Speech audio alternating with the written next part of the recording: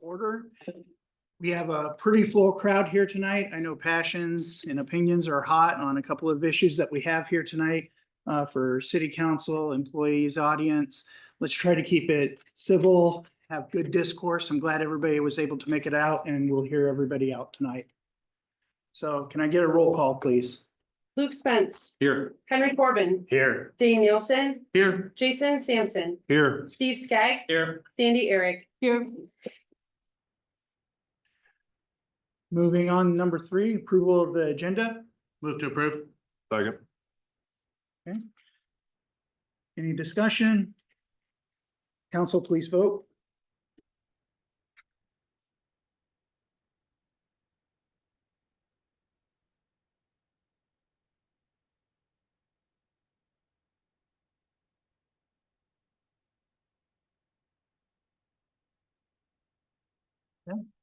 Motion approved. Number 4, our public hearing. We're going to start with A, rezoning of 636th Street. And we have that public hearing. We're going to first hear from Sarah Clausen.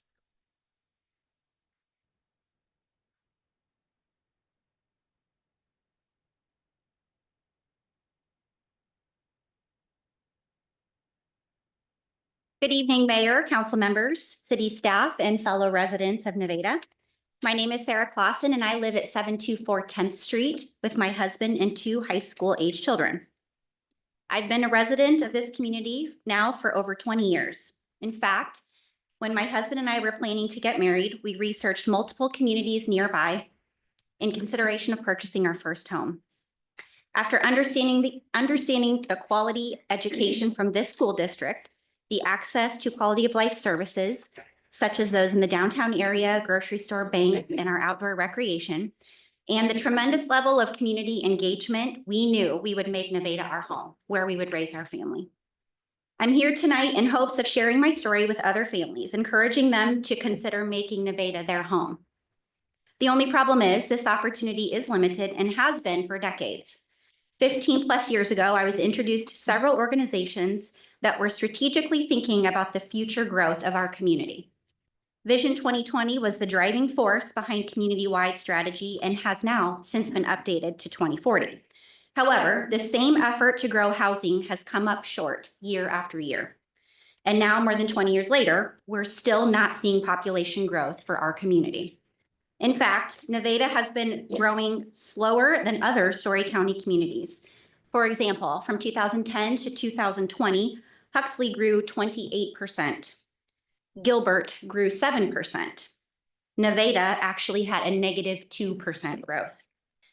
Tonight, I'm asking you to support Ordinance 1064 and rezone the property we've all known as the old Story County Medical Center and allow it to be repurposed for family dwelling.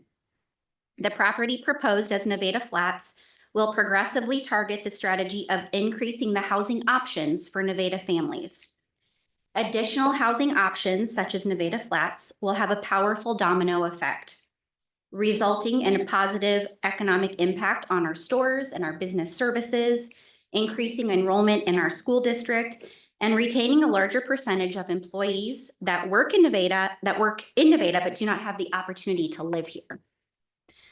Though I live 4 blocks from the proposed Nevada Flats property, I am genuinely concerned for the residents who live closer if it's not rezoned. Now that Story Medical Senior Care has moved into their new facility at the east edge of town, that building cannot and should not be left vacant. I will reference back to the Vision 2020 plan when cited the known plans for Story Medical was to build a new and larger campus in the future. Now we've leaned on our resources at the state of Iowa, and a developer has come forward who is willing to invest in this massive and very old structure and give it value again. This is the type of progress that made me want to be a resident and part of this community. I thank you, Mayor Condon and council members, for your consideration of my request and the service to our community. Thank you.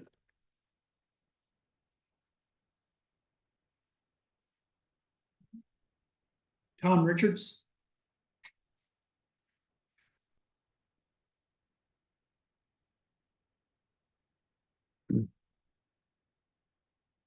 Tom Richards. I live at 723rd Street.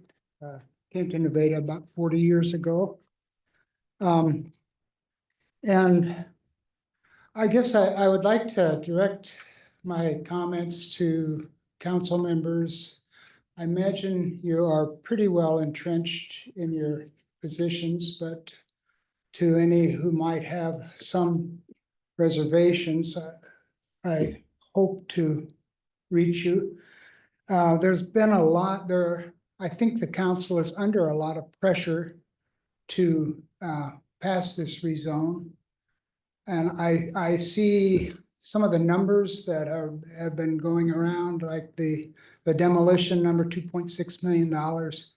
But you know, if the east building, that's about 40% of what's built there. If it were kept and the other two taken down, that number would be greatly reduced. I watched the old Seventh-day Adventist church being taken down by local contractors. So I don't know that we throw these numbers around, but I encourage you to think critically about that.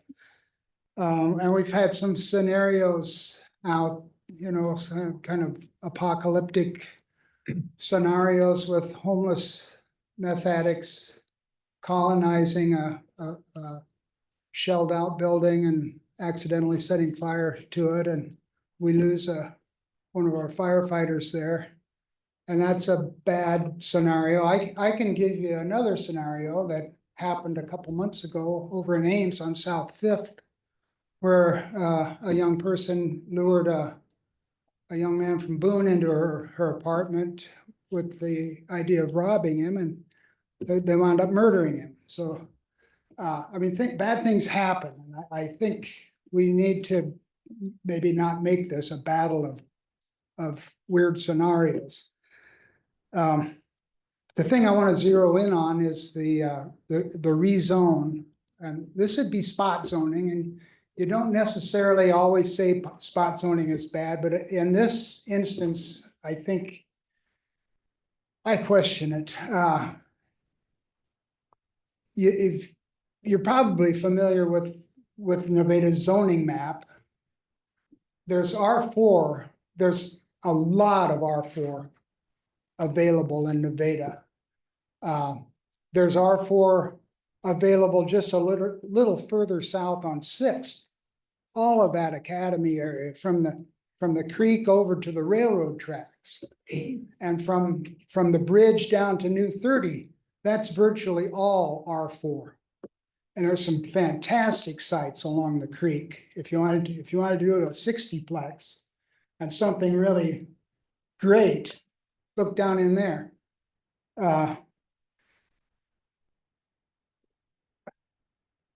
This R3 zone, it's probably 3rd Street over to 8th or 9th, and from the tracks up to downtown.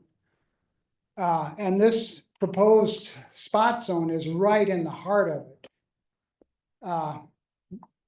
The character of that existing R3 is it's basically owner occupied, single family.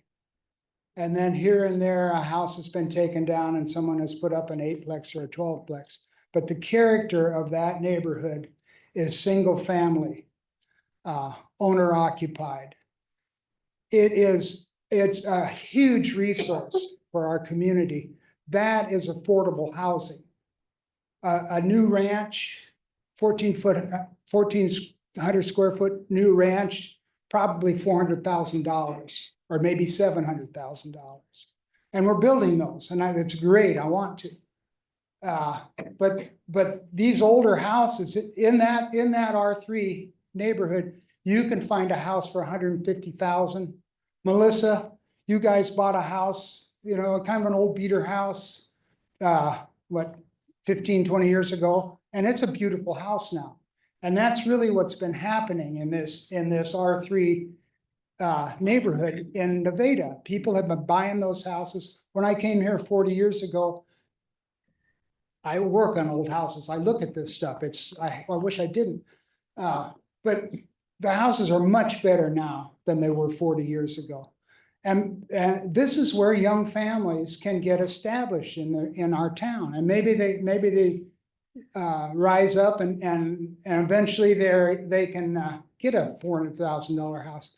But right now, this is a treasure that we should not easily or thoughtlessly impair. I looked at the housing density that the five block by 5 block, 25 square blocks directly surrounding that South Park block that we're talking about. Average number of bedrooms per block is 29, 33, 35, something like is in that range. We're talking about 2.5 times that density. We're talking about a change from an ambiance of a neighborhood where everybody knows who lives there. They may not like them, but they know who lives around. They know whose cars coming and going. If there's a stranger in that neighborhood, there's eyes on them. That's security. Nevada Flats is not that by it's more anonymous. They're struggling to shoehorn that thing in there. They've amended, I didn't think they could amend their plan, but they amended their plan now and they've got the parking. They think, at least for starters, they got the parking so it works. But it doesn't fit. And I wish they had seen that and not brought this proposal this far. They're telling us now at this point to turn back, it'll be a disaster. But I encourage you, I guess what I'd like you to do tonight is just tap the brakes. Don't vote it down, but don't pass it either. Just table it and signal to the developers, you know, we like you, we welcome you, we welcome your input, but bring us back something with 30 or 50 bedrooms in it, not 70, not 72. So anyway, that's my 2 cents worth. Thank you, Tom. Thank you. Just in the interest of time, we are gonna have a time limit, just because we have a lot of questions. So if you can, try to limit it to 5 minutes, somewhere in the range. Marcia.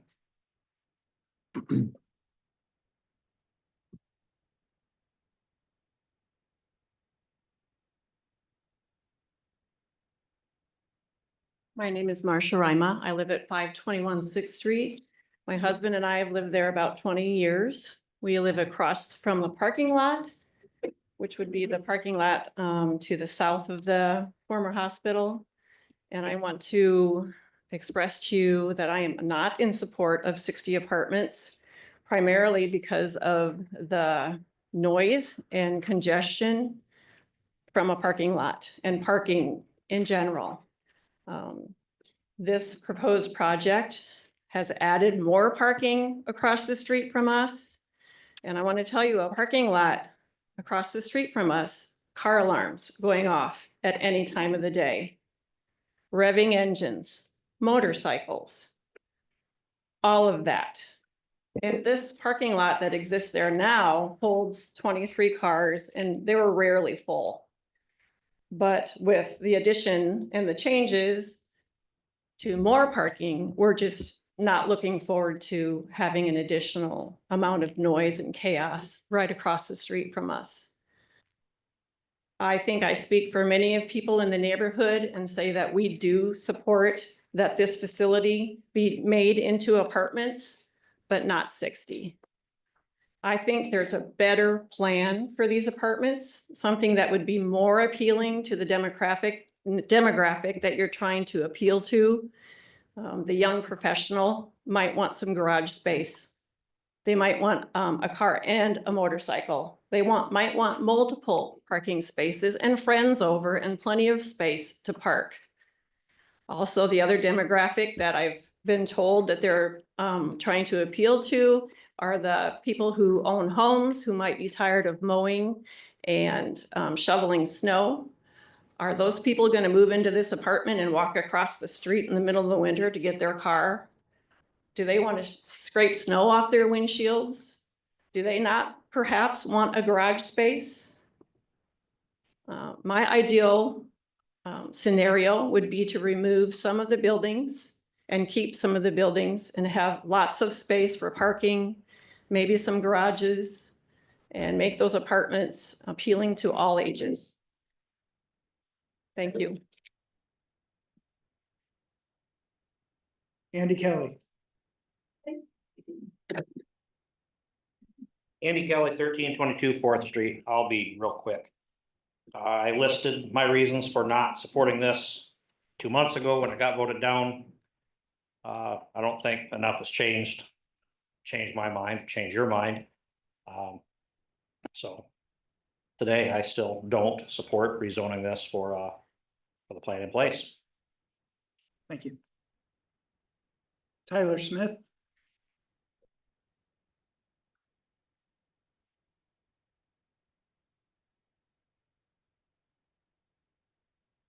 Hello, I'm Tyler Smith. I'm the owner of Anytime Fitness here in town.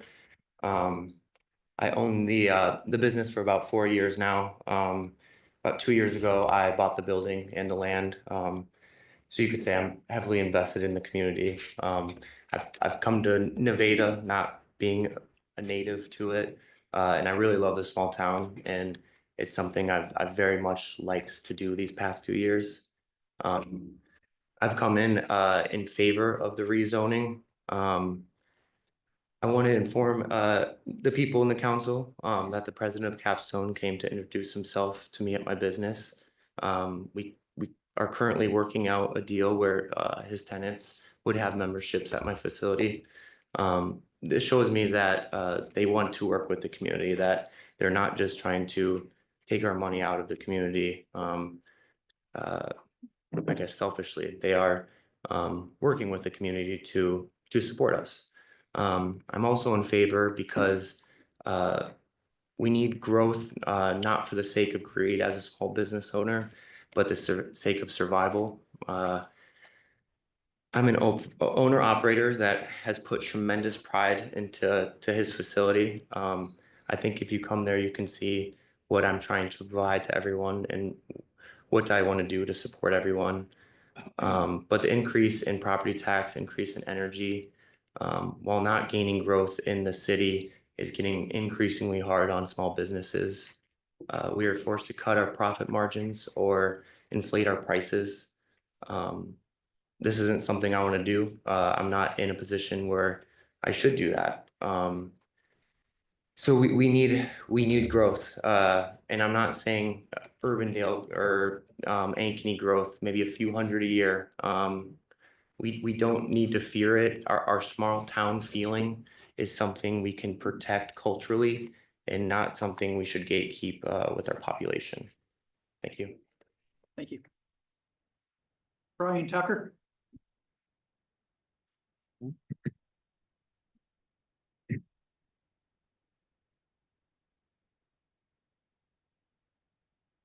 Thank you, Mayor Condon, and to the council. I just wanted to speak just also in favor of rezoning the hospital.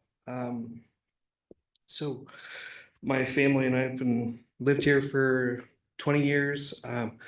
10 of those years, we did foster care, and I remember walking the streets with foster kids and being like, I used to sleep in that abandoned house. I used to sleep there, and dealing and having lives being wrecked by meth addicts and addiction. And I'm highly concerned that this building will be left abandoned and will be a disaster for our town if we have a city lot size block building that is left abandoned. And I agree with all the other positive things that could happen. I know there's negatives also, but I'm deeply concerned about If there isn't, if this doesn't go through, that it could be a disaster for crime and everything like that, so. Thank you. Kathy Sokol.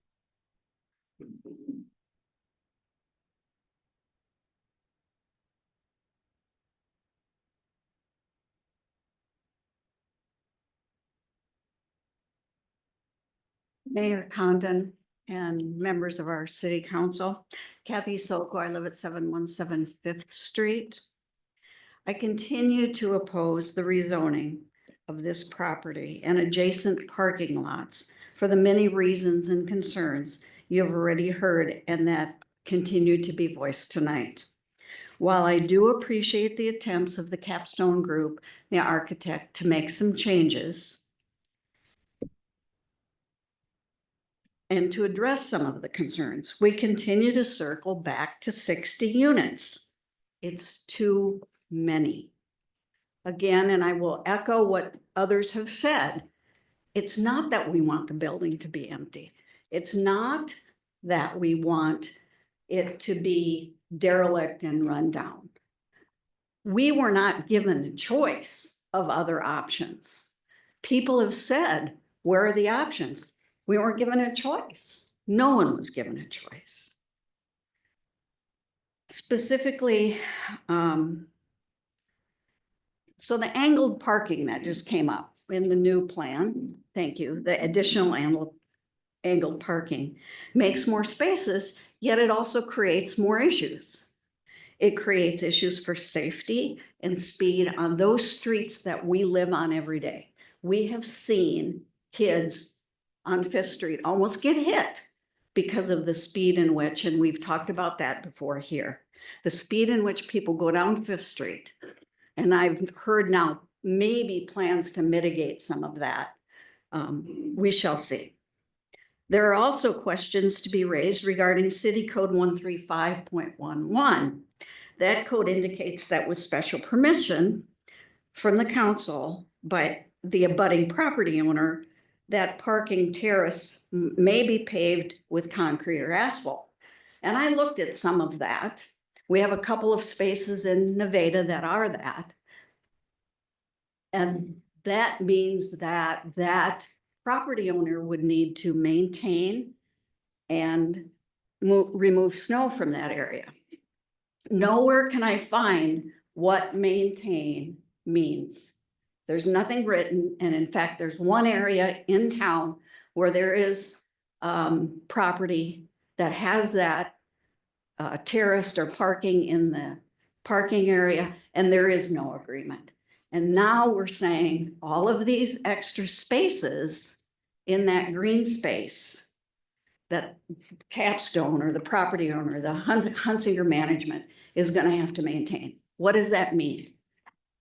What I do know it means is that remains city parking.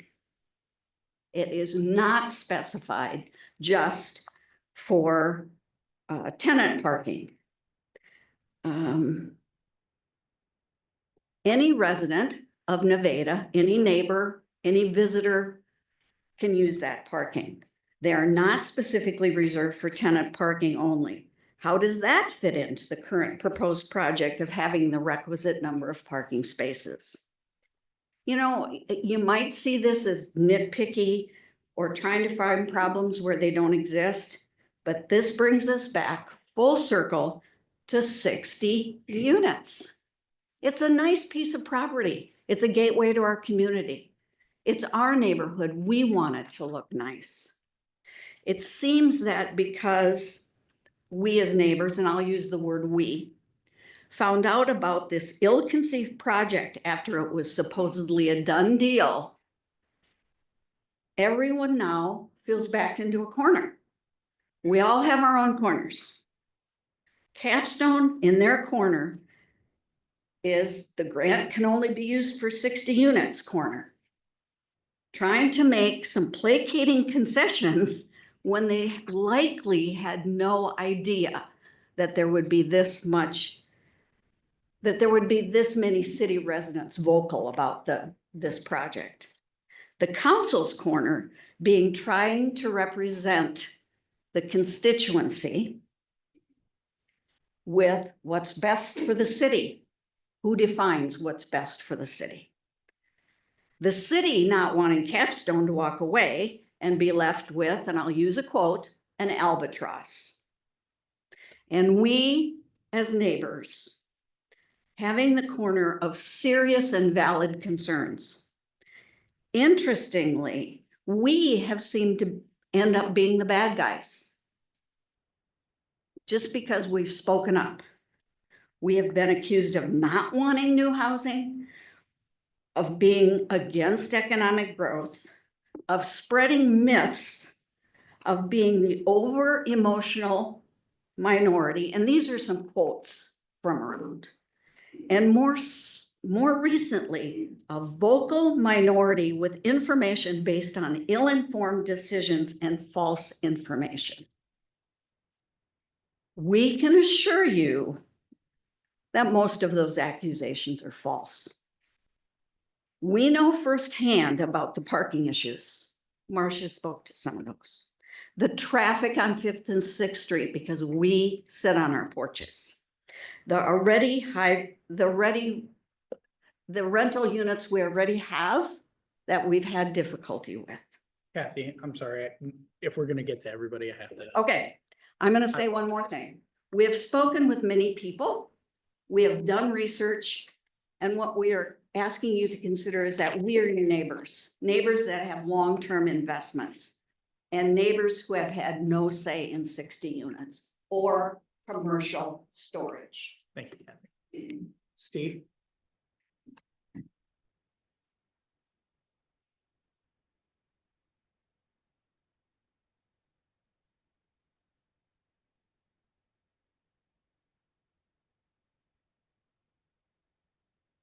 Steve Monarch, 717 Fifth Street, and everybody's saying how long they lived at in their address. I've been there 40 years.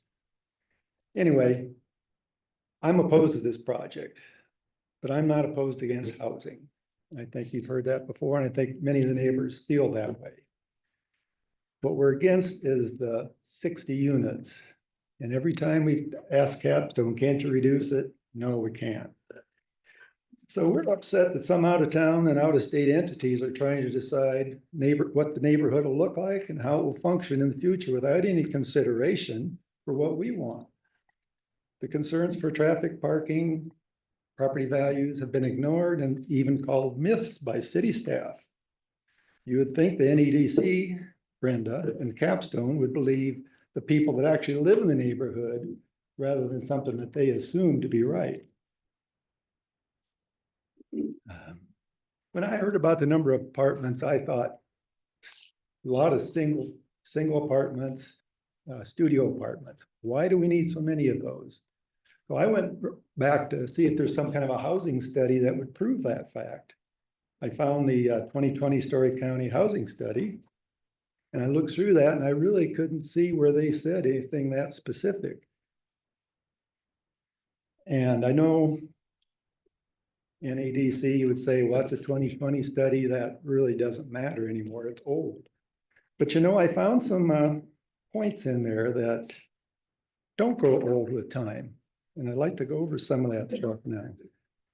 The document's over 100 pages long, took a while to read it. And I did find some things. First of all, on page 100, there is a chart that shows the planning for the development process.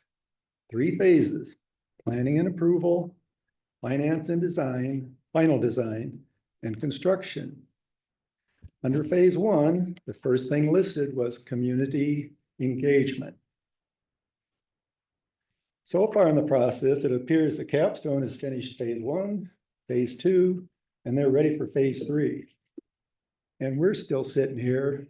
Where's the community engagement?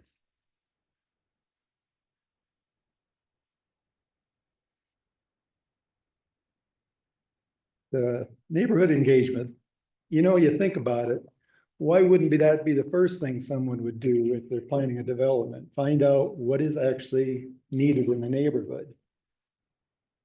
And that was never done. And that's the problem. On page 101, goal, foster grassroots effort. Oh. We should have had that ready.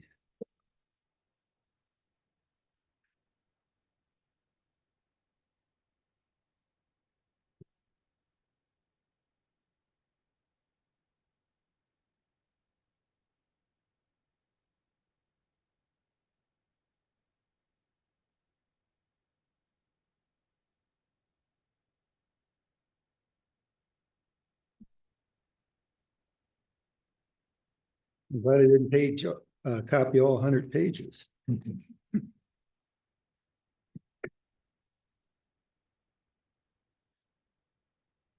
Goal 4, foster grassroots efforts.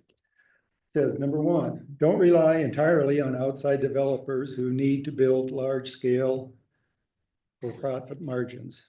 Number 2, find ways to partner with local builders, with local investors who have the means and passion for the communities to undertake land development. I know Brenda said they tried to find developers, but I don't know that she ever tried to match them up with any kind of financing. So that was ignored. Page 104.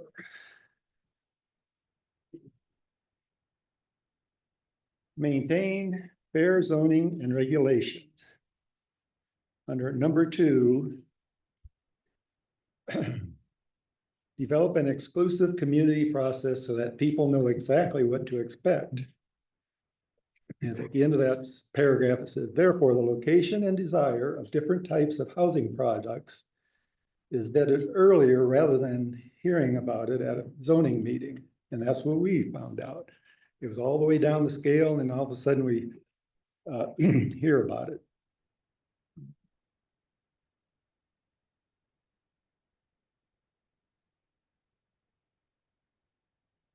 So when you look at the fact that we should have been involved early and that the community engagement, neighborhood engagement was never there, it only makes sense that it should have. And for that, we wondered, why wasn't it done? And it wasn't done. Nobody can ever explain why it was never done.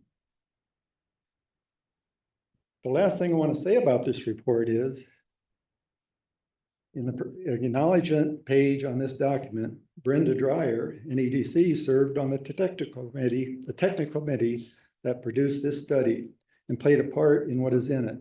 She should have engaged our neighborhood before she started getting Capstone involved and truly listened to us. If that would have been done, I don't think this project would be stuck where it is now.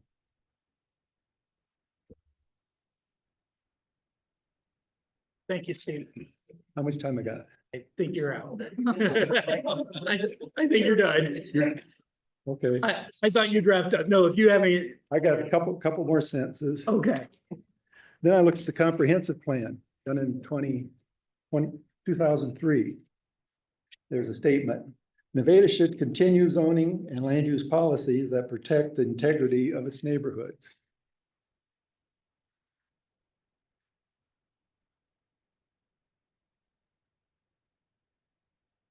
Page 27.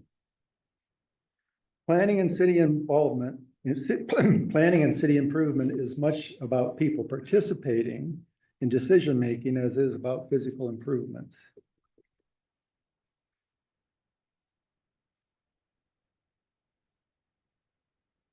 Here's the last one.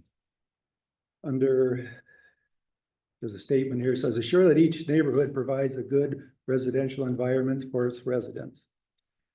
Second sentence, one of the most fundamental services that a city can provide is to protect housing areas from major intrusions and hazards. I think our albatross would be an intrusion. Deteriorated streets, traffic problems, poor property maintenance, poor pedestrian circulation, code violations can diminish living quality that neighborhoods offer. These conditions interfere with the residents' enjoyment of their property, reduce property values, and make neighborhoods rejuvenation difficult. So with that, That's all I got. Amanda Haven?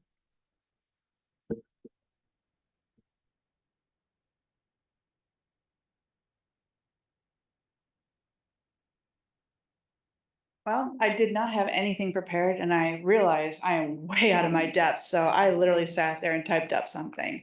This is my first city council meeting and hopefully it goes well for me. I'm gonna try to do my best to get through this. My name is Amanda, as you all heard. My daughter Bridget is sitting right over there. And I'm gonna read from what I've got here. Amanda, tell us your address real quick. Oh, sure. It's 108 Lincoln Highway, right across from the Ace Hardware store. Thanks. That is my old boss, Mr. Skeggs over there. It's good to see you. Nice to see you, sir. Nice to see you, too, sir. I actually have my new boss sitting right over there, Mr. Sampson, so this is interesting. My daughter has autism. And I love her very much. Pardon my nervousness. She is bold, sassy, feisty, and imaginative and artistic. I don't know where she gets it. But she won't be able to live completely on her own and independently. I'm trying my best and I can only teach her so much. But if she had a facility that taught her life skills, that might be able to help. As a resident, I understand that Nevada would like to grow. But if it grows too fast, it will lose its beautiful small town neighborly feel that we obviously have right here in the room. Everybody knows pretty much everybody, and that's what I love about Nevada, and that's one of the reasons why I drew me here. So I'd like to propose that we turn the building into an apartment complex for adults who are disabled. I personally think that it could hold it and these people could almost live on their own, but they need help. They don't really need full service, but they can't be left on their own.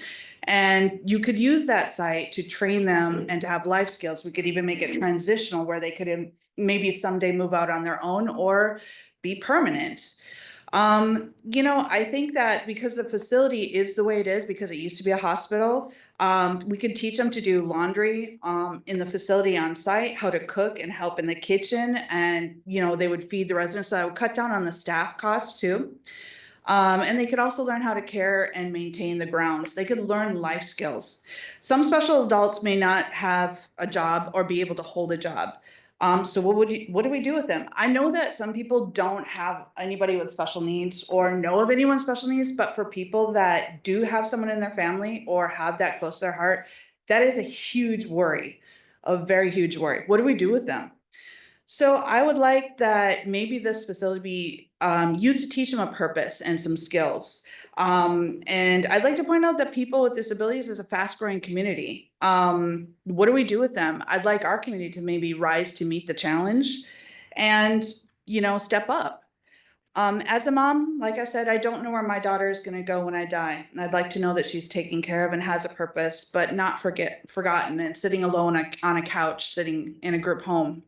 I think that a home is needed for people like her. So thank you for your time. Appreciate it. Thank you. Stephanie McCarty?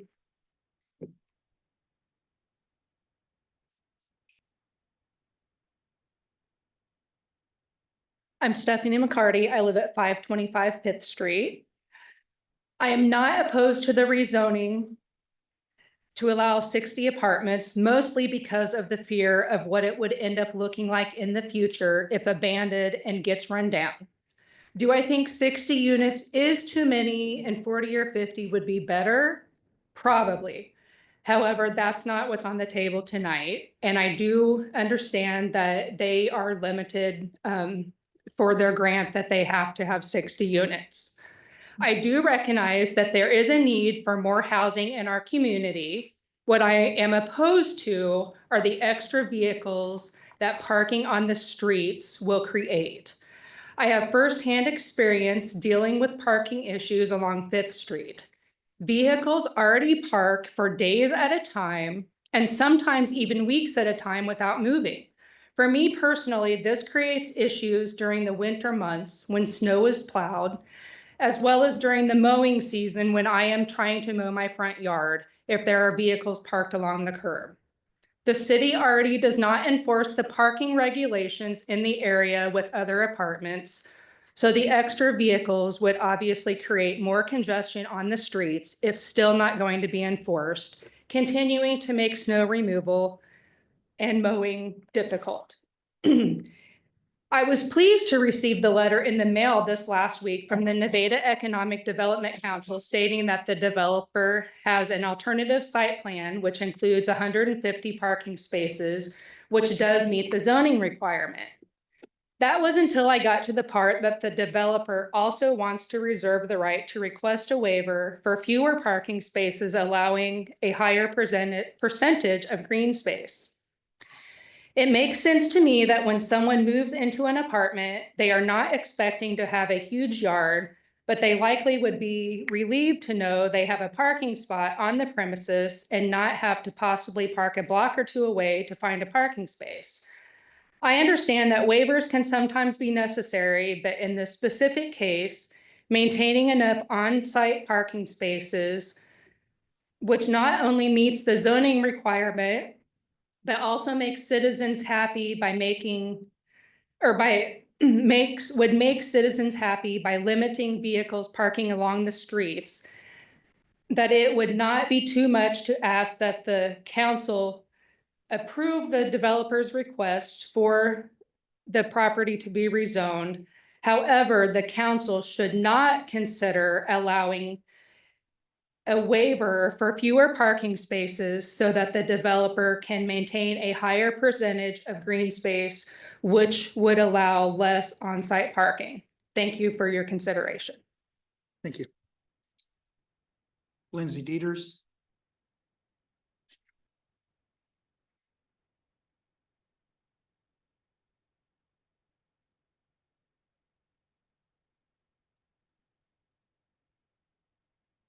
Lindsay Dieters, live at 537 Sixth Street, pretty much southeast corner of the hospital.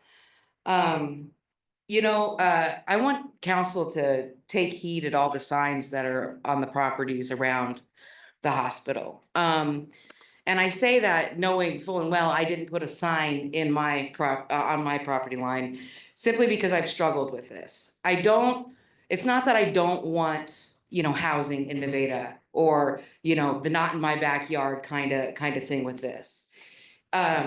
It's that, I've been looking at it and I'm like, why is it that we feel like we're being rushed and backed into a corner with this?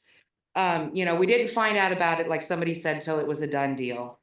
I feel like we were just here a month ago, with something else that got shot down. And now it's just, rock shot coming back again, and these letters that, that our, fire chief put out, it seemed kind of disparaging against a couple of people that were against it. I'm just like, why does it feel like we're so forced into this? If the developer didn't know they were gonna have all these hiccups, if we can't do it if we don't have the 60 units because that's the grant. Do I really want a company owning the property across the street from me if they don't have the ability to foreshadow the problems they're gonna run into?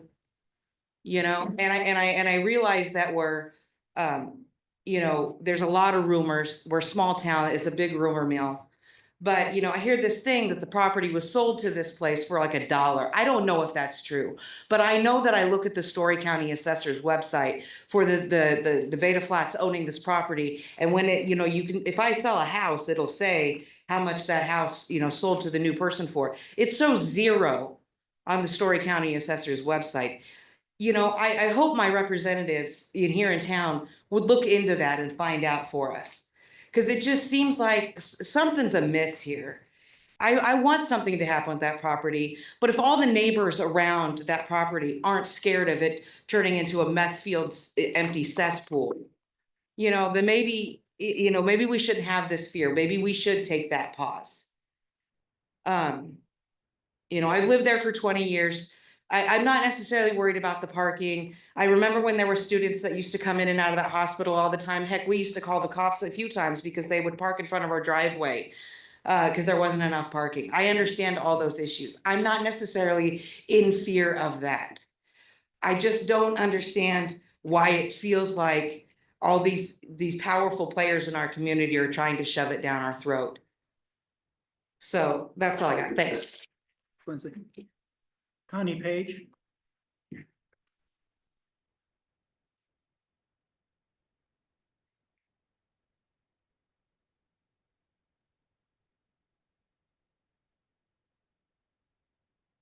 Connie Page, 512 Fifth Street. And Stephanie covered a lot of the issues that I was also going to speak on. I'm not opposed to the renovation of the old hospital complex. I am opposed to the number of apartments being proposed and the problems created by lack of off-street parking, impacting the neighborhood and the extra traffic on Fifth Street, as Fifth Street is a favorite route of people wanting to bypass the stop signs on Sixth Street and speed from E Avenue to Lincoln Way. I moved into my home in November 1979, and the hospital was in full operation. Parking along the east side of Fifth Street was always full by employee parking during the day. Currently, the neighbors on the east side are able to park in front of their homes. With the lack of off-street parking, apartment dwellers will park along the east side of Fifth Street, impacting those neighbors in the mowing of their yards in the spring and summer months, and the snowplows doing their job in the winter months. Thank you for your attention. Dorian.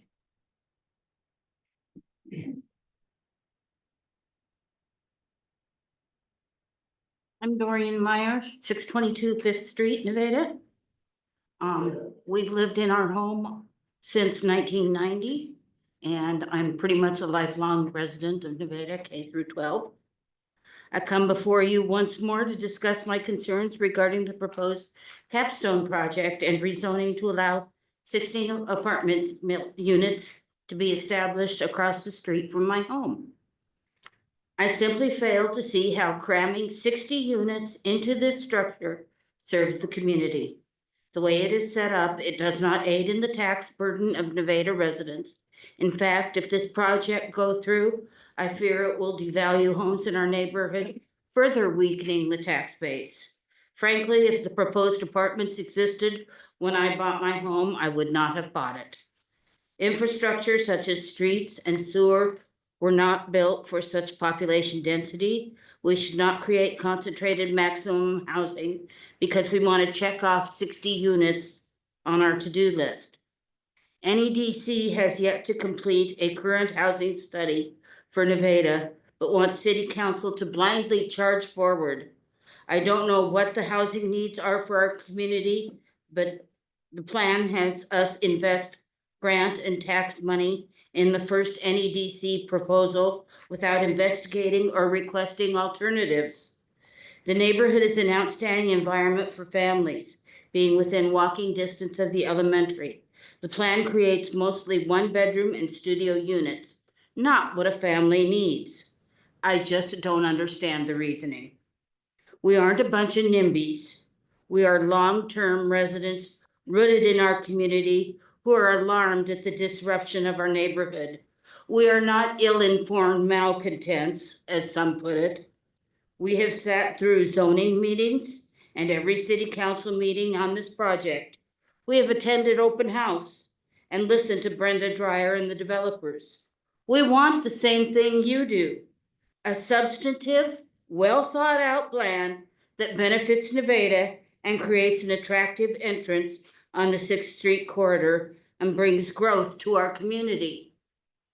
While employers' statements agree with the need for housing, they have no solution for parking, nor do they endorse 60 units, mainly one bedroom and studio. You don't need to destroy an established neighborhood in order to provide new housing opportunities. Please vote no on rezoning and rethink this plan. Thank you, Dorian. Jim. Yes, I can forget to speak. Jim Meyer, 622 Fifth Street. You know I'm against it. I think we've established that fact. What we've got is the city council is our only voice we have. If you vote no to this, that's what we want. That's what we're asking you to do. If you don't, I'm sure it will devastate the community around it. Nowhere do they build an apartment building and the houses around it survive. Look at Ames. Highland Point. I wired every one of them apartment buildings on Highland. It was full of homes when they built the first apartment building. I'm asking you not to do this. Shut it down, please. Thanks, Jim. Barb?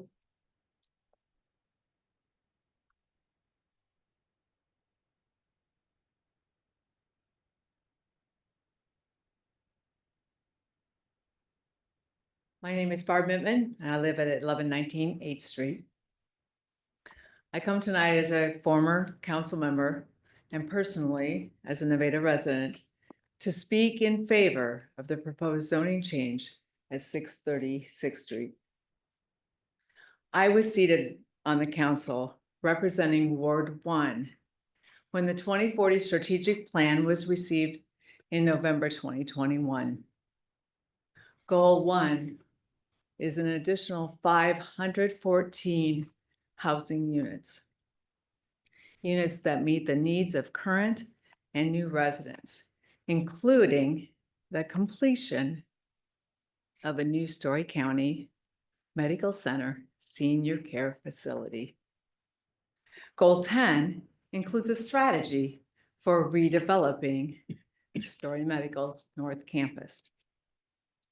I was present at 3 regular city council meetings where action was taken to support the Nevada Flats project in 2023.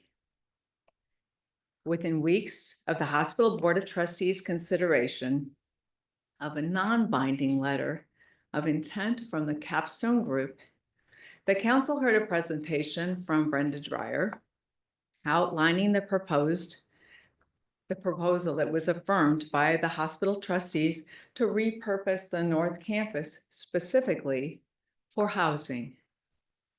At that regular meeting on May 22nd, 2023, the City Council approved the Capstone Group's application to the Iowa Economic Development Authority Iowa Workforce Housing Tax Credit Program. At the council's regular meeting on July 24th, 2023, the council acted to resolve the hospital-only zoning restrictions on that property. And parenthetically, the Story County Board of Supervisors also acted on a resolution and set a public hearing to complete other deed work associated with this project in August 2023. A letter of support was approved at this council's regular meeting on August 28, 2023. The letter was sent to IEDA in support of Nevada Flats Brownfield and Grayfield redevelopment grant application. Both the tax credit and the grant applications were awarded to support this redevelopment project.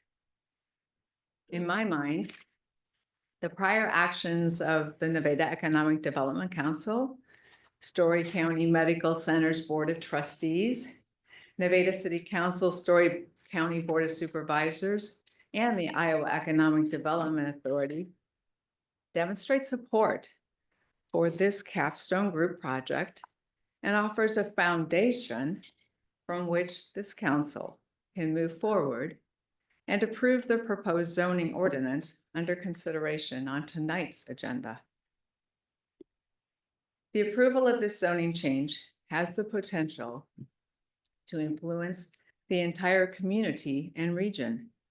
It addresses our need for housing, offers those who work in Nevada a chance to call Nevada home, supports local businesses, and contributes to our tax base.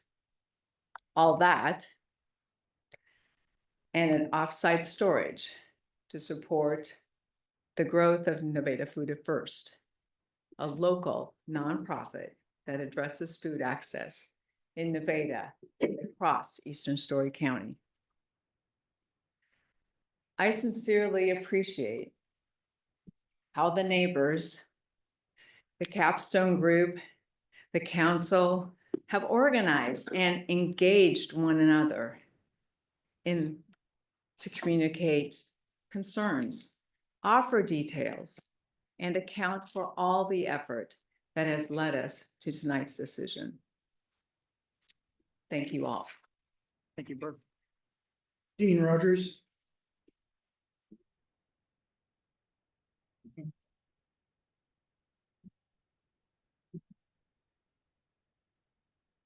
Dean Rogers, 616 Fifth Street. Pretty much everything's been covered that I was gonna say, but I guess I am opposed to it because of the parking situation. And as you've known from me saying before, where I live, one of the parking lots is right on my driveway. And so what's my concern there too is you say when it was the hospital and when it was even the long-term care, people came, went to work, went home at night, the parking lot was empty. On weekends, it wasn't 24/7. And my concern right now is I know what they've talked to me. The parking lot next to me, they want to take down the old ambulance shed, put a few more spots of parking. And then they're gonna put up a fence between me and the parking lot. And they say it's so the headlights don't shine in my house but still I'll look out the window and the cars are gonna be out there and the fence is gonna be my south view out of my house. So I can't help but think that that's going to devalue my house. If we wanna downsize and move someday. So as I say, I stand opposed to it. With that number of apartments that's growing in, and like we said before, I'm not against having that rejuvenated, but let's do it in a way where it doesn't disrupt the whole neighborhood by doing it. And that's my concern. Thank you. Thank you, Dean. Henry.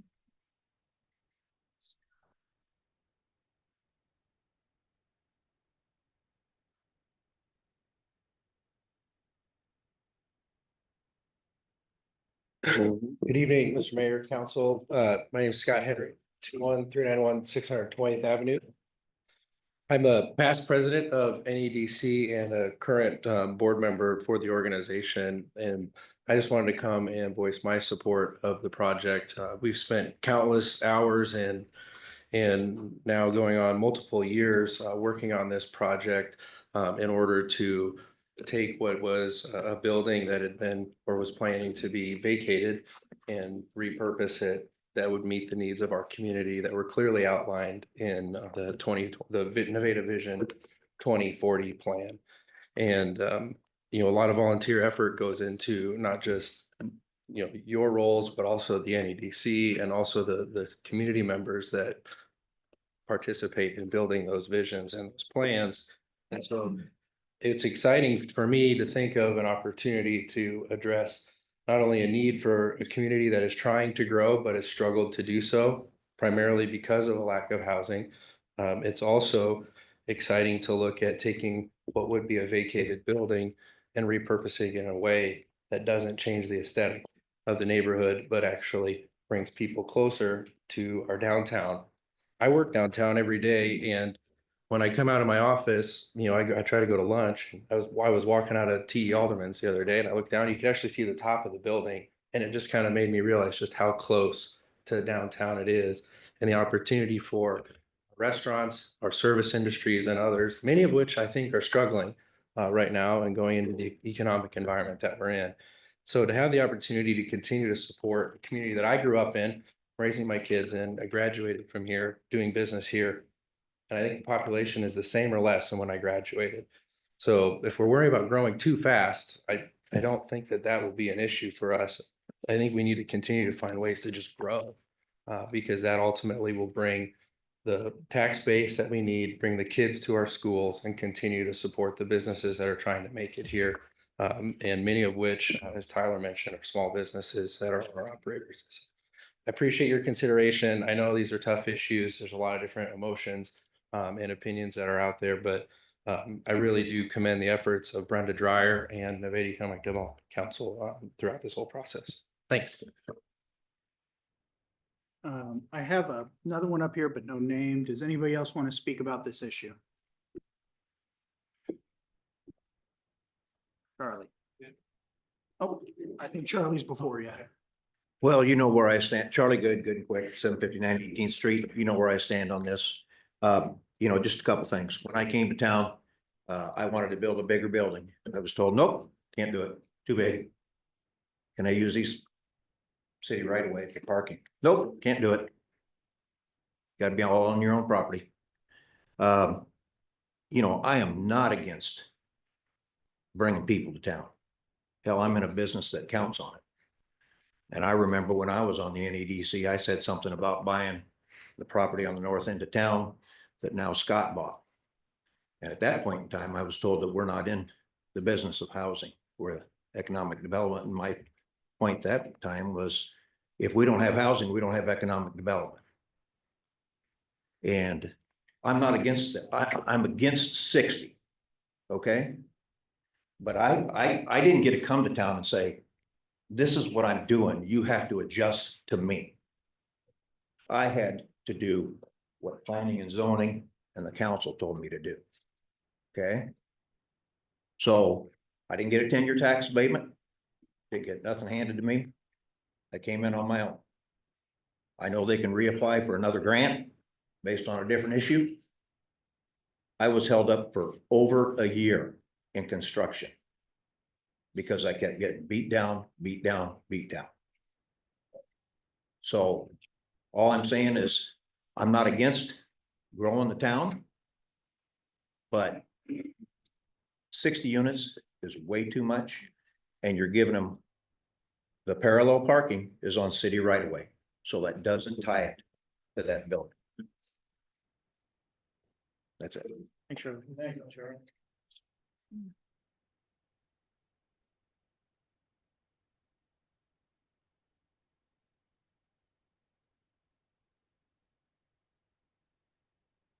Michael Folker, 708 Fifth Street.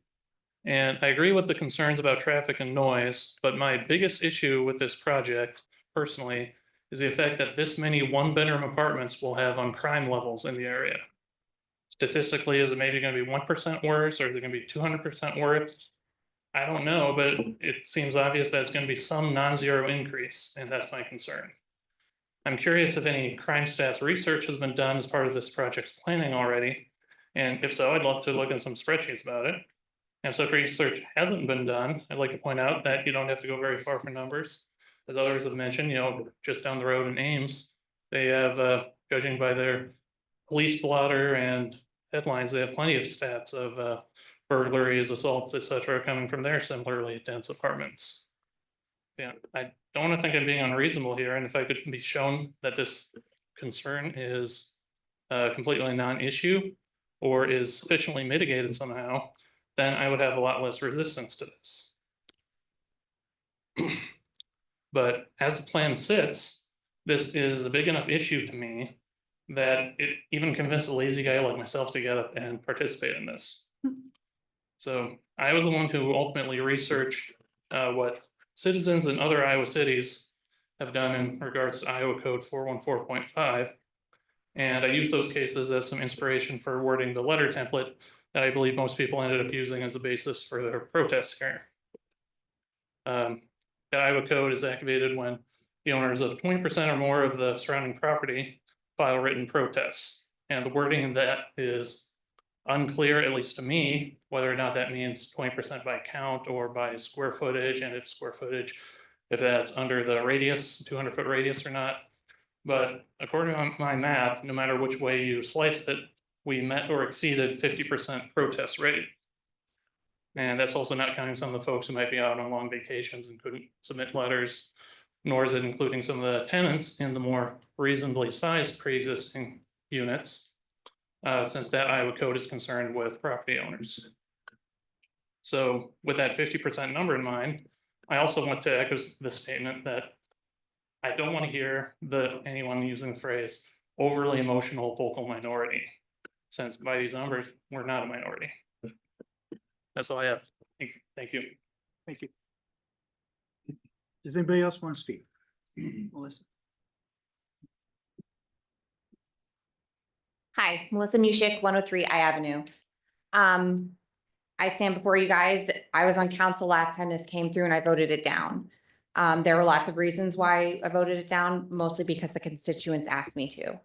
I do believe that the developers and the city has gone back and has addressed many of these concerns.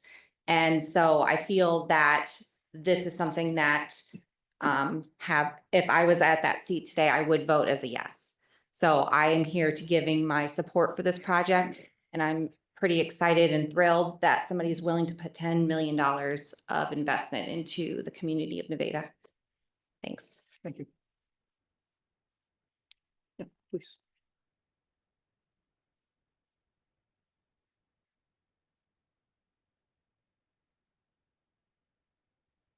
Steve Emerson, 221 Second Avenue, Cedar Rapids.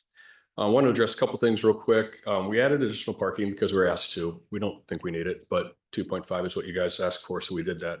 We intend on using permeable pavers on a lot of that parking to prevent runoff, so that keeps us in compliance on the coverage, green space, runoff.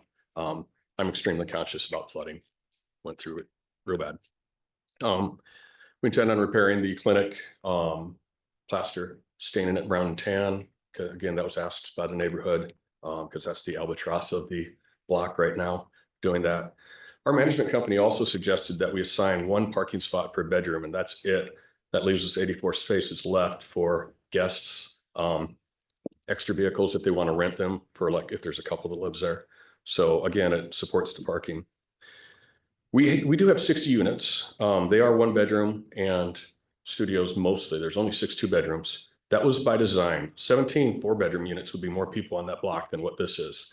We're specifically targeting, because of our conversations with local industry, the state, the city leaders, county, we're targeting workforce housing. We're targeting people that can actually live in Nevada and work in the industry that's in Nevada, because most of them cannot live here.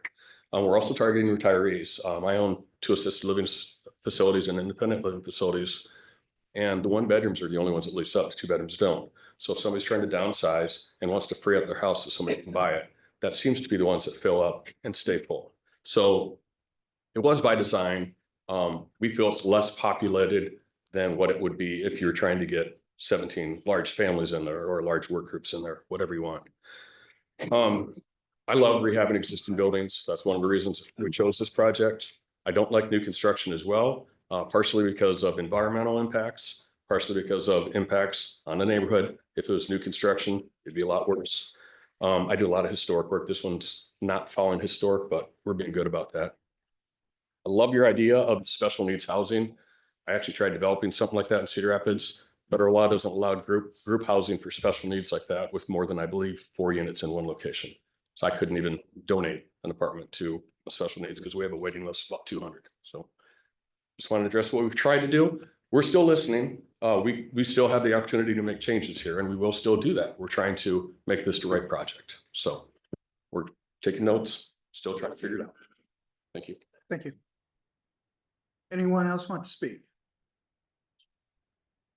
Shane?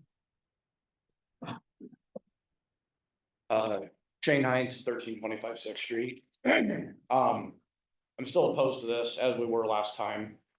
I do have a couple questions. I know, how typical is it that something like this, not tabled, but voted down outright? How often does this come? How soon does something like this come back on the agenda? I don't know how typical it is. It's not typical to come right back on the agenda. I would agree with that. Okay. You get mistrust from that. But again, I don't agree with the thing. Some of you guys that are for it, I see that you're for it, but you have a financial interest in being for it. So take that for what it's worth. The neighborhood is, to me, the people you need to be pleasing, not people that don't live in town. Not people whose last great idea made their parents move to the other side of the county. Almaco's not here to swing for this tonight. I dare say Pat doesn't want this in his front yard. But 60 units is too many. It's too many. The parking isn't there. I have a friend that had an apartment just east of there with on-street parking and their tenants couldn't use it for most of the time that they owned it because there was broke down vehicles parked in it for months, years at a time. Who's gonna police this? As it is now, a lot of this parking is off street or is right of way parking. I can go park there anytime I want. You're gonna lose these parking spots you think you have because they are not dedicated. They cannot be dedicated. And your idea with your home thing, that's a fantastic idea. But what people need to understand now is we can't get a coffee shop, we can't get another hair salon or your home until we vote this down and start over. Because like you said, it should have come from the community first. That should have been the very first thing that happened, and it didn't. And that goes back to not necessarily all of you, but Nevada has liked to work in the shadows for a long, long time. I mean, I don't know how many of you remember the coal plant that was almost a done deal before we found out about it. My brain stopped right now, but there's been numerous things over the years that you guys have done without wanting us to know. Had you done this properly, we would be right here 2 years ago. But you didn't, so we're here tonight because now we know. So would be a good one. DuPont would be a good one. Yeah, DuPont's not here either. They're not from town. I don't know why we give them why we're gonna give these people so much weight in that conversation. They're not here. They don't live here. It's not gonna be in their front yard. And I know, Sarah, I hate to pick on you, but you compared Nevada to Huxley. Not even two fruits. We're talking an apple to snow shovel because Huxley is Ankeny. It just is. You know that. Huxley is Ankeny. It's not a fair comparison. I don't remember. I had a couple other things, but I'm gonna let them go because enough has been said. The community doesn't want this. They don't support it. We voted it down once. Let's vote it down again. Okay. Anyone else? Any other takers? All right. So I'm gonna close the public hearing. Next item is number 2, the ordinance number 1064, an ordinance amending the zoning map of the city of Nevada by rezoning the property at 630 6th Street from R3 to R4. Move to approve. Second. Any discussion? Council, please. I don't- vote. Go ahead. No, yeah, I was just gonna chime in on this and, first off, I want to thank, a lot of you in this room that I've had an opportunity to meet with, chat with, get perspectives on this project. We kind of also talked a lot about different objects and different things going on in the community and some background to them, but, I just wanted to thank you guys because, I know you welcomed me in, shared perspective and thoughts. Many of you, I'm not in your ward, but you still welcomed me and talked to me and shared those perspectives. And I really want to thank and express that.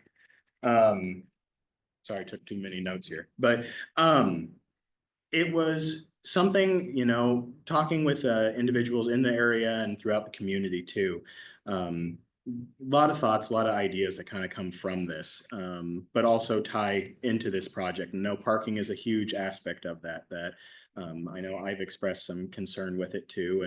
And talking through with that ordinance is a separate aspect of this too. It's not tied necessarily to the zoning, but also looking at other ways that we can work in the community and work in the neighborhood that I think need to happen regardless of the decision that's made tonight.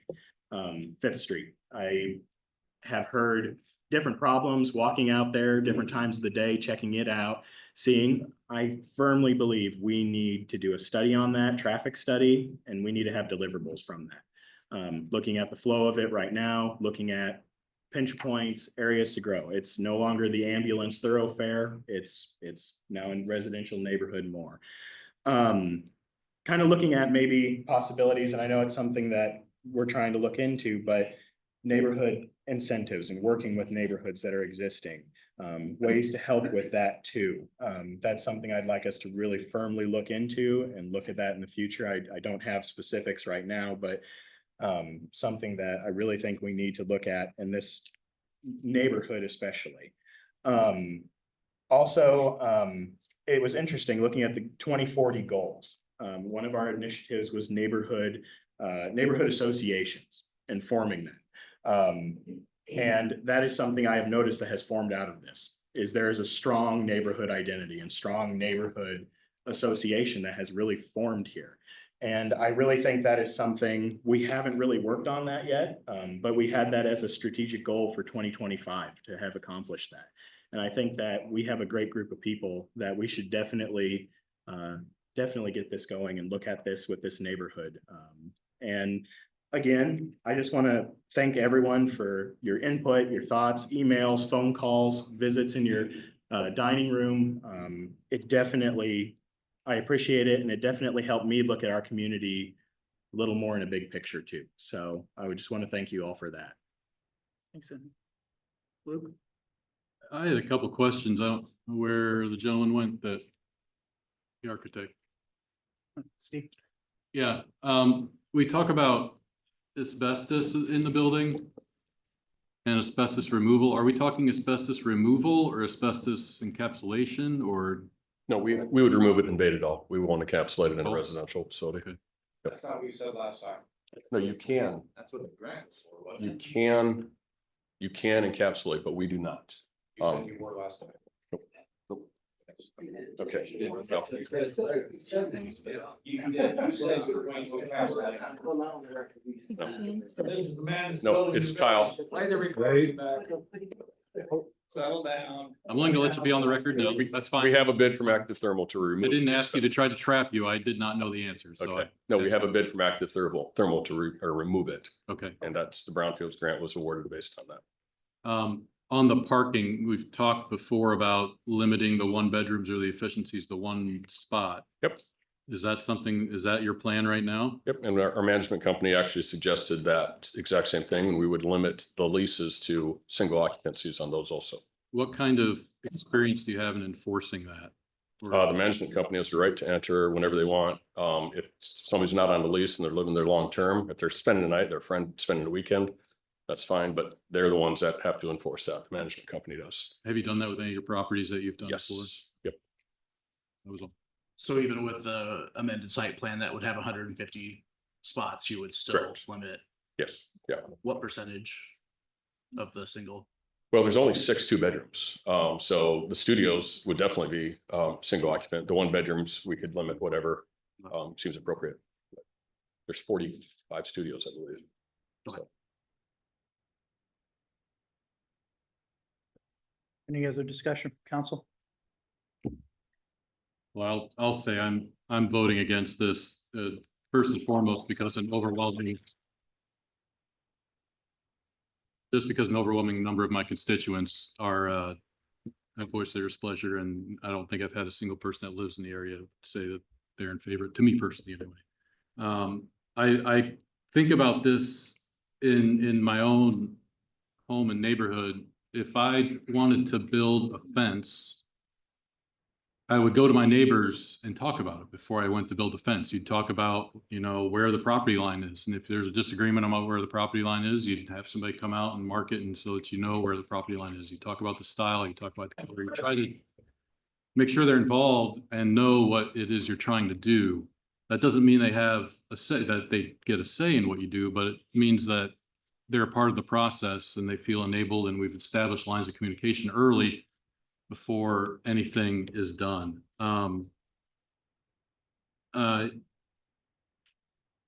That should have started with the hospital years ago, and that's not, the city wasn't involved then. There's nobody from there here now. And I've really not seen that desire to hear feedback and keep everyone in the loop throughout this process to satisfy myself and to satisfy obviously the people who live in the area. They were given an opportunity mainly by Henry about a month ago to try to fix that and open up more lines of communication. They've done a little bit of work in listening, but I haven't felt that that's been adequately done. And I certainly don't think the neighbors feel that way at all. When it comes to a zoning discussion, I don't know that considering the economic viability of a project is necessarily our job, but I think it needs to be considered as well. I do not see the demand for this type of smaller unit housing. I read the housing study from 2020.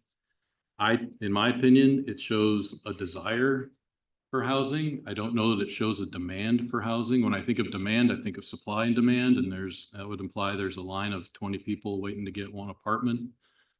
I don't see that right now or in the future. I could be wrong. I'm not a market expert. I did talk to multiple landlords in the area who tend to agree with me on that, specifically just for the single bedroom and the efficiency units that we're talking about here.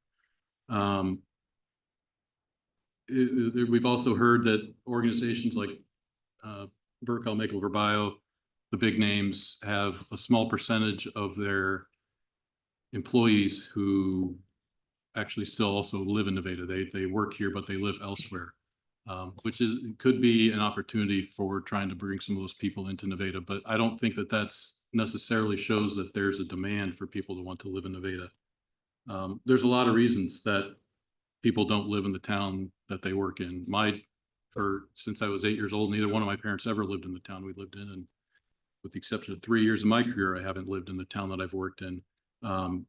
There's a lot of reasons for that. There's cost of living, there's schools, there's desire to live in the country or urban area or something like that. There's proximity to family, there's where your spouse might work. There's all kinds of reasons that cause that, not necessarily just exclusively a lack of housing. So the parking is still an issue. I can find apartments online that are available right now that are cheaper than what we're talking about here for 2-bedroom apartments, let alone a 1-bedroom. So I worry about whether or not there's actually a market for this. The density in the area, like all the neighbors have said.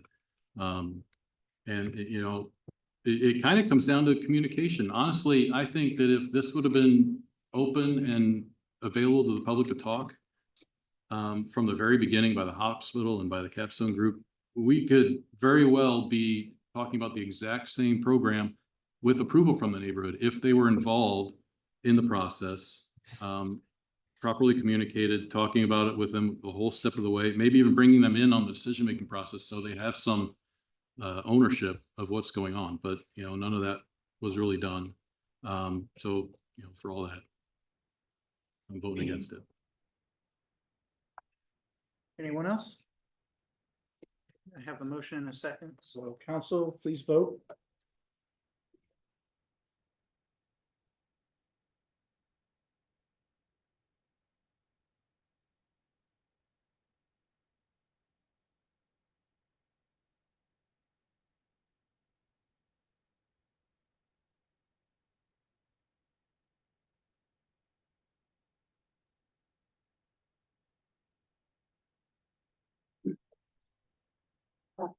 Okay, so motion passes.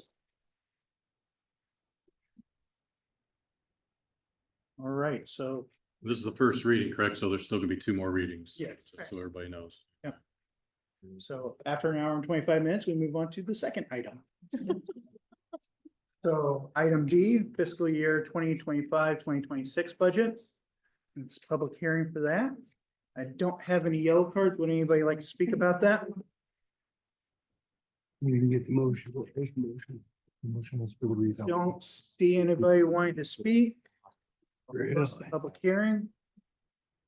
Number 2, resolution number 75, a resolution adopting the fiscal year 25-26 annual budget. Do I have a motion? I'll move to approve. Do that vacancy. Second. Longer open. Any discussion? Mhm. All right, council, please vote.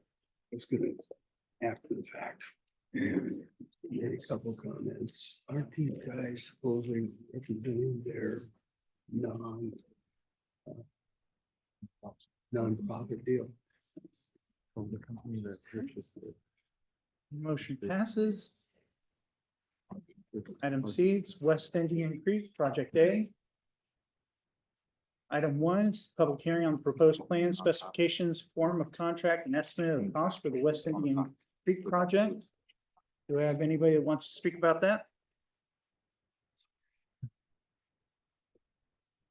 No. All right, closing the public hearing for that. Number two, resolution number 76, a resolution finally approving and confirming plan specifications and form of contract and estimated cost for West Indian Creek project. I'll move to approve. Second. Any discussion? Council, please vote.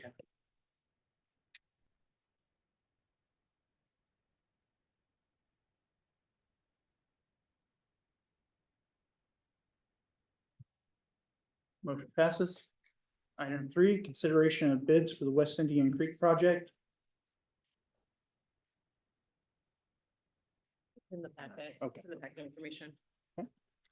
So item four is the resolution number 77, the resolution awarding the contract for the West Indian Creek project.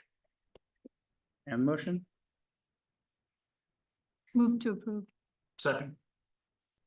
Any discussion? Aren't we talking about a specific one of the bids? Is that what- I think that'd be the RW Excavating Solutions. Yep. Yeah. the one recommended? Mhm. Okay, Project A. okay. Any other discussion? Council, please vote. It could be president or it could be a finance, right?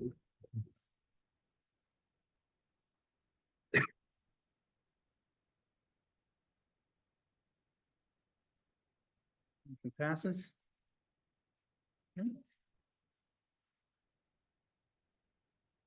Item D is tributary to Indian Creek, public hearing on the proposed plan specifications, form of contract and estimate of the cost for tributary to the West Indian Creek project, project B. Anyone want to speak about that? That's not what everybody was here for tonight. Close the public hearing. Resolution number 78, resolution finally approving and confirming plan specification, form of contract and estimate of cost for the tributary to West Indian Creek project, project B. Move to approve. Second.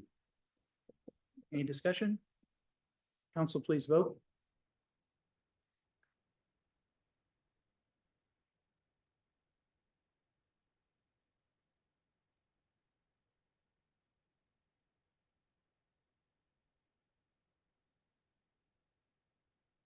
Motion passes.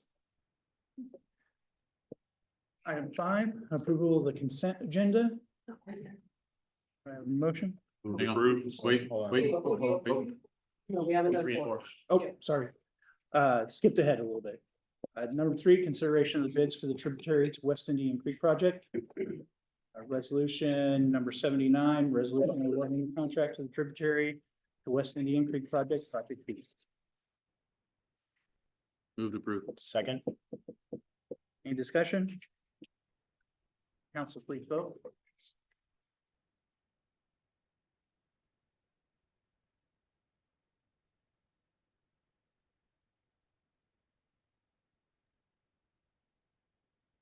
Motion passes. Moving on to item 5, approval of the consent agenda. Move to approve. Second. Discussion. Council, please vote.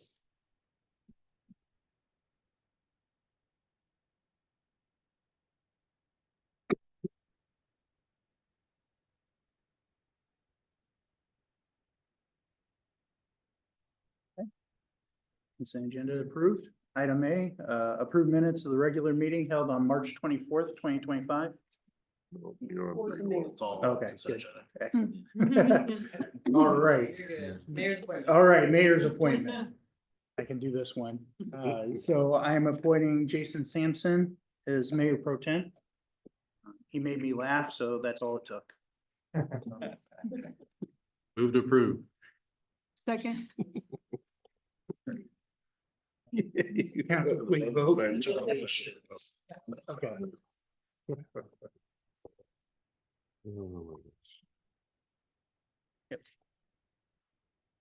Feel bad voting against that. Are we supposed to vote for that? Yeah. Should I say no? I think, yeah. Too late.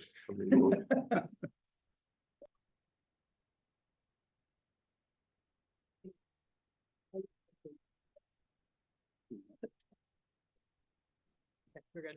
Okay. Okay. All right. So moving on to item 7, public forum. Does anybody have anything they want to discuss? Yeah, you had one in public forum. Mike. Oh, Mike Potter. Yep. Evening, Mike Potter, 1071 T Avenue. Moved to Nevada in 1958 when I was 2, so I think I have a little vested interest in our community. That's kind of what this is about. While you guys may have heard the topic before of doing the right thing, you have opportunities to do the right thing here tonight. So far, kind of slipped up a little bit, I think. But there's other things that are going to be discussed. There are some questions, of course, about the wastewater treatment plant. And also retaining employment here in the city. And I have had 3 experiences with the city and city administrator over my life, 2 at my home and 1 at my business, that the city and city administrator created huge hurdles for me to get past, to get the problem taken care of.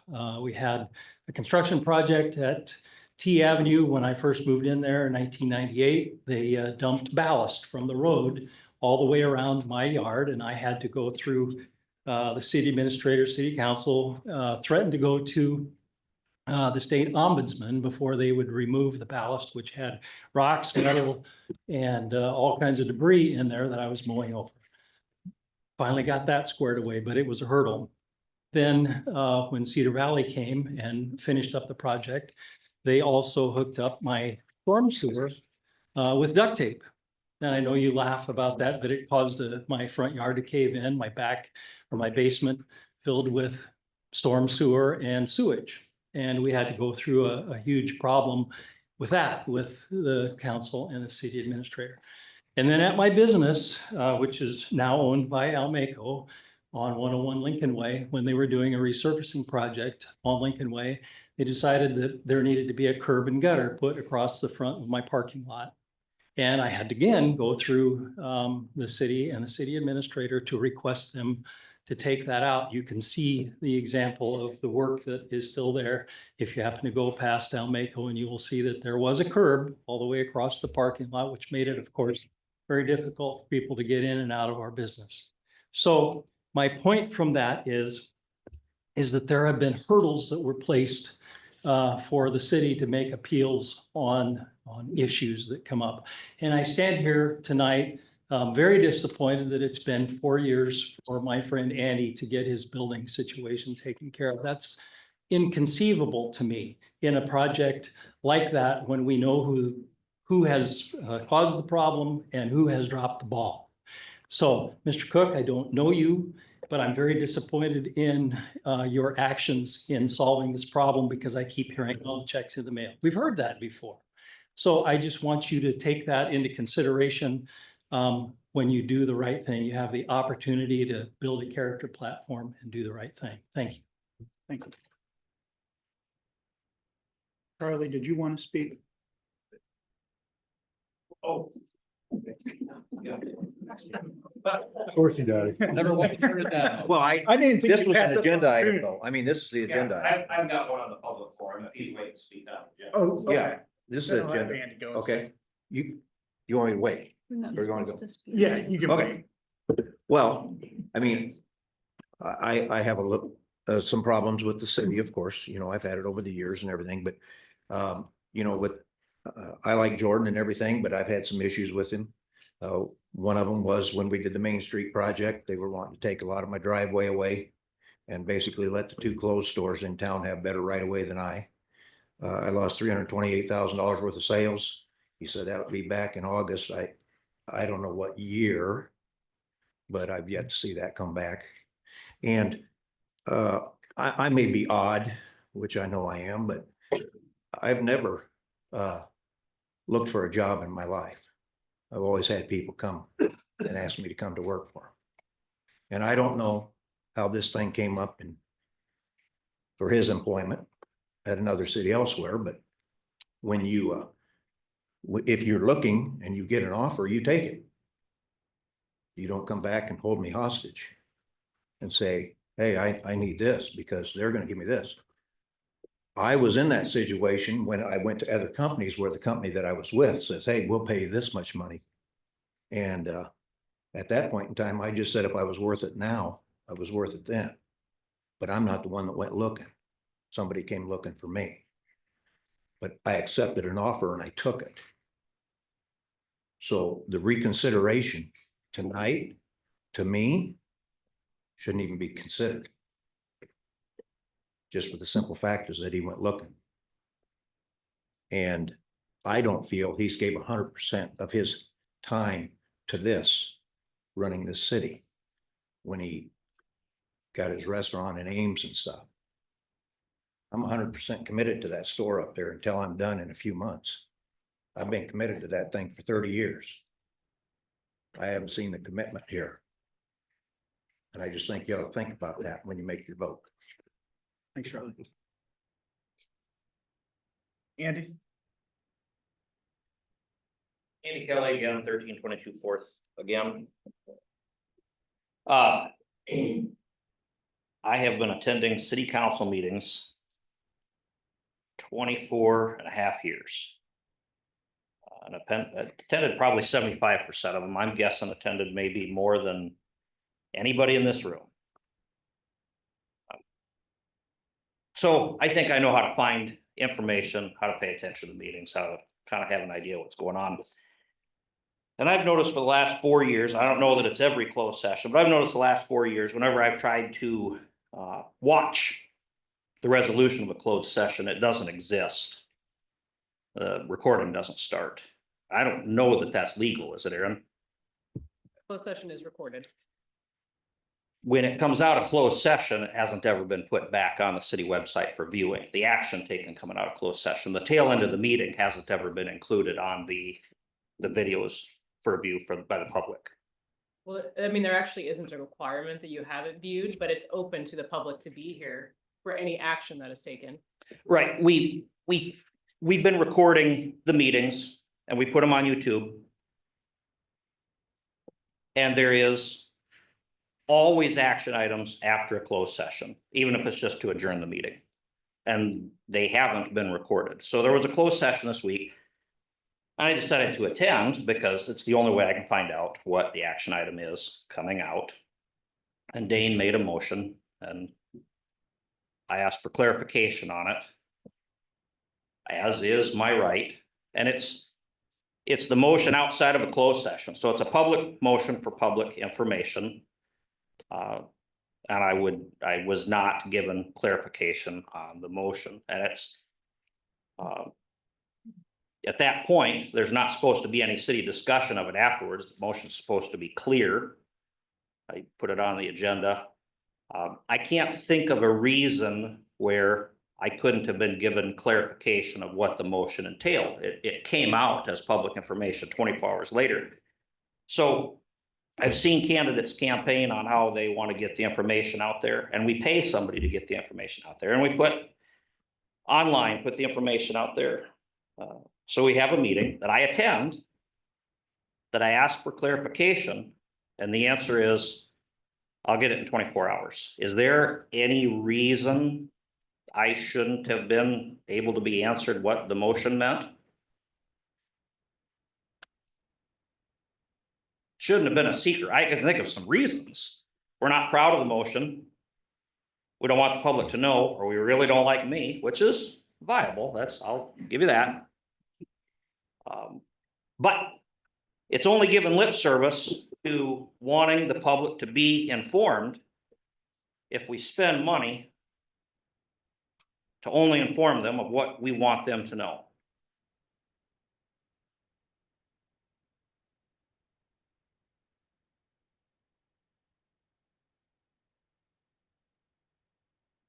Anybody else want to speak during the public forum?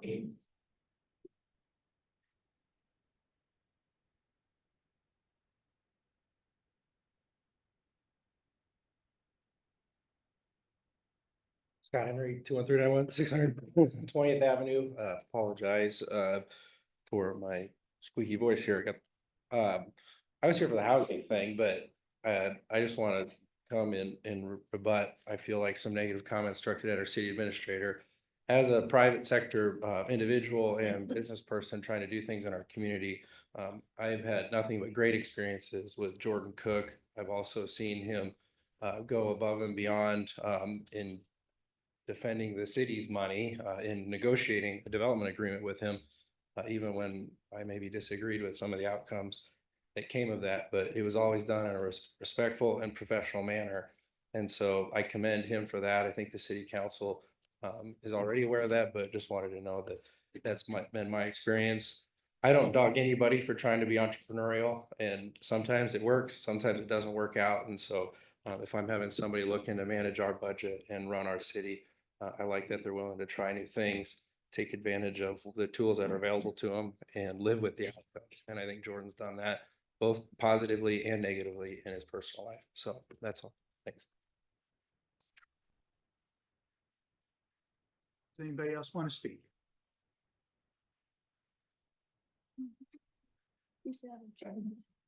Shane Hines, 1325. I want to preface this with one other thing really quick. So I had heard this kind of mumbled around, but I didn't want to say anything because it's hearsay. But I got a message the other day from somebody who told me they were sitting right there, and the night that you were elected as mayor and not Brian, the quote I got was, "I will do everything in my power to make sure his time is miserable." And they said, I just can't believe that somebody would actually say that, but I'm 99% positive that that's what they said. Now, Dane, I'd like to know, can you say that you didn't say that? I do not recall saying that. Or if you did say it, how do you feel you can effectively represent the people of your ward? I don't recall saying that. Do you think maybe a As soon as I resignation was- would be? I'm gonna hop in here. Yeah. Okay, let me, I just wanted to get that out there because it's really been bothering me that this is how we talk outside of this, but I have had the exact opposite interaction with Jordan. You've been arrogant, you've been condescending, you haven't been a fan of the truth. You're already getting paid what, according to this chart here, it looks like about 40,000 more a year than what the average council person would, or city manager would be making. I think what 42,000 more than the average is what the chart says. You were offered a job in Indianola. They're having a closed meeting tonight. I hope they're rescinding your offer right now or going on to their second guy. Thank you. I'm gonna speak to my experience with the mayor because I don't recall saying that. I think it was pretty clear how I felt about the election, who I Have you supported. welcomed him in? What's that? Have you welcomed him in? Because it sounds like Absolutely. there's some other people that still aren't talking to him. We've met with Things are him. really hard to. I've met with him several times. I actually find him to be a very, very well thought out person, and I've enjoyed working with him so far.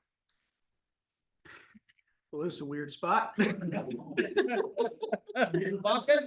is an easy meeting tonight. I look forward to working with everybody. I have spoken with Dane, I've spoken with everybody now, I think here. Everybody has its sore feelings after elections. I try my best not to let that get to me. We're here to find the best way, the best road forward for the city of Nevada. Everybody has different ideas of how that happens. The goal is for us all to work together. I'm gonna work with everybody on this council and the people in Nevada, so. Thanks for that, but anybody else, please? All right, I don't see any other comments. I am going to close that. Bill. Oh, no. Okay.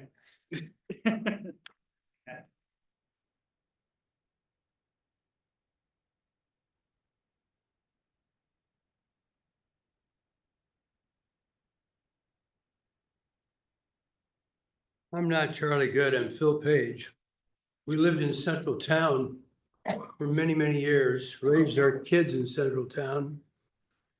And as a result of changes that come about, that's one thing I say, life's gonna change. Things are gonna happen one way or the other. Whether it's within us individually, whether it's something that comes to us and changes have to be made, whether it's a hurricane or whatever it is, changes are gonna happen. Now we live on the wrong side of the tracks on the north end of town. We're in a good neighborhood, we like it. I call it 10th Street Place. We're back from as far as you can go, just a short distance, 2 or 3 houses. Good neighborhood. Sometimes things do change and necessity says this is what we need to do. I couldn't help but notice the comment that was made by the gentleman that's involved with this project down here, and the expectations and the response when it came to the asbestos removal. I was a lead renovator going to school on that for 3 different times. And the third time, and I might add, I'm going to digress and tell you that the third time I went and we learned essentially the asbestos situation coincides very closely to the lead situation in the way that it is done. The question was, and I heard the comment, something about encapsulation. And the third time I might add that I took that course, there was a lady teaching that course. And after we were done with everything, I raised my hand and I said, correct me if I'm wrong, but isn't encapsulation the whole word that we're talking about? You wear a suit, you lock the door, you do everything to keep things clean and so forth and do it correctly according to federal standards. So it's encapsulation. You should, yes, that's correct. And I said, well, it really seems strange to me that you go through all this process and anything I would try to do, I'd do it according to the process, do it correctly. And then when you're all said and done, you have everything in bags, you have everything encapsulated, and you take it out and it goes in a truck. They cover the truck up, and then the truck goes to a landfill or somewhere and they dump it. So what happens from there? Along comes the dozer, breaks open the bags, boom, out in our environment. Now we're all environmentally conscious today about things. Asbestos is kind of a similar situation. There's something to be looked at very closely. I just make one other comment, and if I could be corrected, I think we're talking about a situation here with a nonprofit. Is that not true?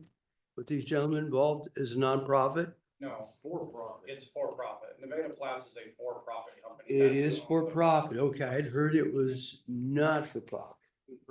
Capstone is not profit. Nevada Flats that owns the property is for profit. Okay. That's one of those little slippery things that they put in there. They need to die. I think it'd be an interesting project. I would be involved, might be involved in that kind of thing, even though I might not think it's a practical thing to do. And in this neighborhood, and I'm not sure, and I really question what other possibilities for that area, for that particular square block, if you will, could be done that would be really enhancing the community as a whole. And I'm not going to suggest something, give you something to think about, but we have to think about the community as a whole. If I'm correct, a long time ago, that square block actually was a city park. I'm here shaking your head. A city park. And then as time evolved, when I was a kid, I might add, I worked outside at that hospital. I worked inside in OB and surgery and so forth. Learned a lot. It was really interesting. Not a doctor, believe me, I was a kid. But it was interesting, and that facility has served us well. might think about some of those other things, that are even options. And I can understand why it'd be for profit. A lot of effort would have to go into this and a lot of money. I will tell you, which many of you know, we own apartments. And we have just gone through a time when, unlike most times, when we're really pretty full, we've had vacancies that we normally may not have. And for a little bit more of an extended period of time. In other words, didn't fill them right back up. Probably reasons for that, different reasons. But I'm seeing that there is a bit more of that. I've talked to some other people. We have some of the newer things that have been done above some of the buildings uptown that haven't filled and that sort of thing. Realize, again, parking's an issue. We always have an issue with parking. And when he talks about, yes, sir. 2 minutes. Okay. Did you notice how people laughed when I got up? Oh, Paige is gonna talk. You better stay here a while. I don't really have a whole lot more to say about that, but parking definitely can be an issue, believe me. Thank you.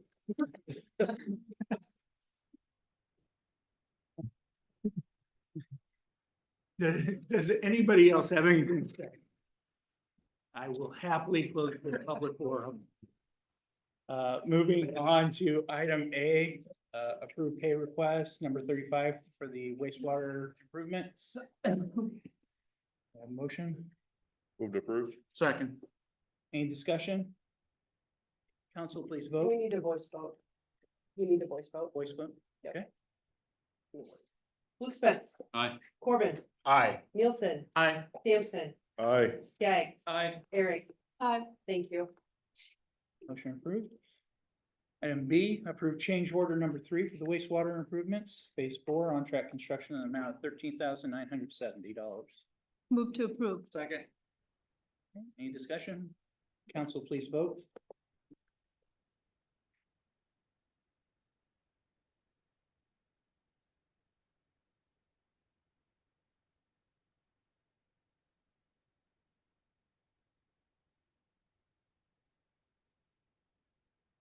Motion passes. Moving on to new business. Item A, approved well number 6 rehab for the water department. Motion. Move to approve. Second. Any discussion? Council, please vote.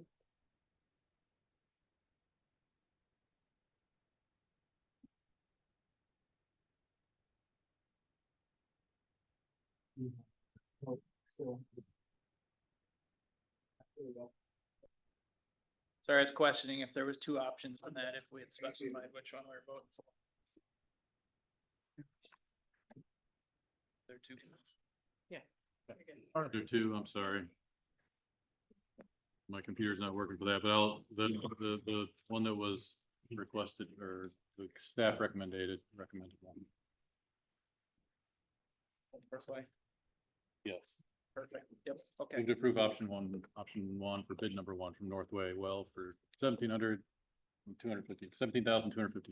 Perfect. Thank you. All right. Vote already. Okay. Item B, resolution number 81, resolution to allow paid leave to be converted to health insurance premiums upon retirement. Okay, motion. Move to approve. Second. Okay, any discussion? Is there a specific scenario that brought this up, or is this just something that? It's just something that we've been talking about for a while. There's several people that have vacation time, and what our policy states is we pay those people out after they retire or whatever. And so we also, when they retire, give them the option to keep on the city's insurance, but they are paying for it. And so this allows that vacation time instead of us paying out.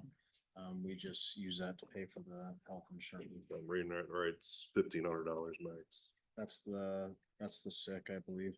I think that's sick leave only. That's sick leave. There's no Oh, limit sorry. on vacation. So what, yeah, what we tried to accomplish with this resolution is the banks of leave that you would typically pay out in a lump sum upon Right. retirement. Yeah. It's now allowing it to be delayed, so it's held in the bank here, they can use it towards the health insurance that they also are allowed to stay on, but they would be paying 100% themselves. So this just puts it in a bank where they can pay their premium with the bank instead of it being paid out in a lump sum. They can spread it out over time to cover health insurance. Then if they get their own insurance at some point in Yep. time, they get all that money. Exactly, so that would be paid out, at the time upon death, it would be paid out to the estate, because it's money that they're already entitled to. Just done elsewhere. It's a state program, it State looks does it. like. I don't know how common it is for cities, but it appears to be a fairly common thing. Seems like a good idea. Any other discussion? Council, please vote.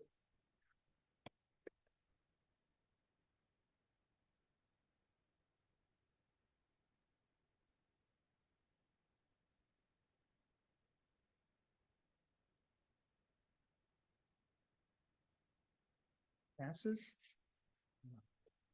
Item C is resolution number 82, resolution providing for notice of hearing on proposed amendment to revitalization plan for the Nevada Urban Revitalization Area. Move to approve. Second. Any discussion? Council, please vote.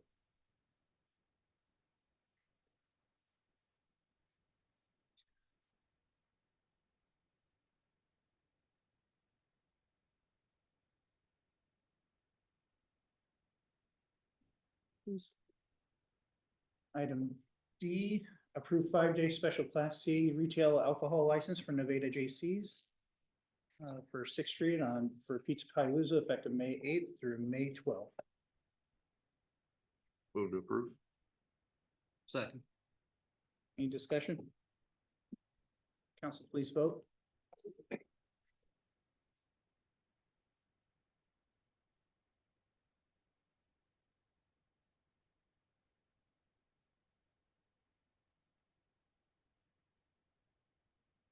Approved. Item E, approved 5-day class C retail alcohol license for Monkey Duck Pub. 220 H Avenue for Legal Aid Society event effective April 26th through April 30th, 2025. Move to approve. Second. Any discussion? Council, please vote.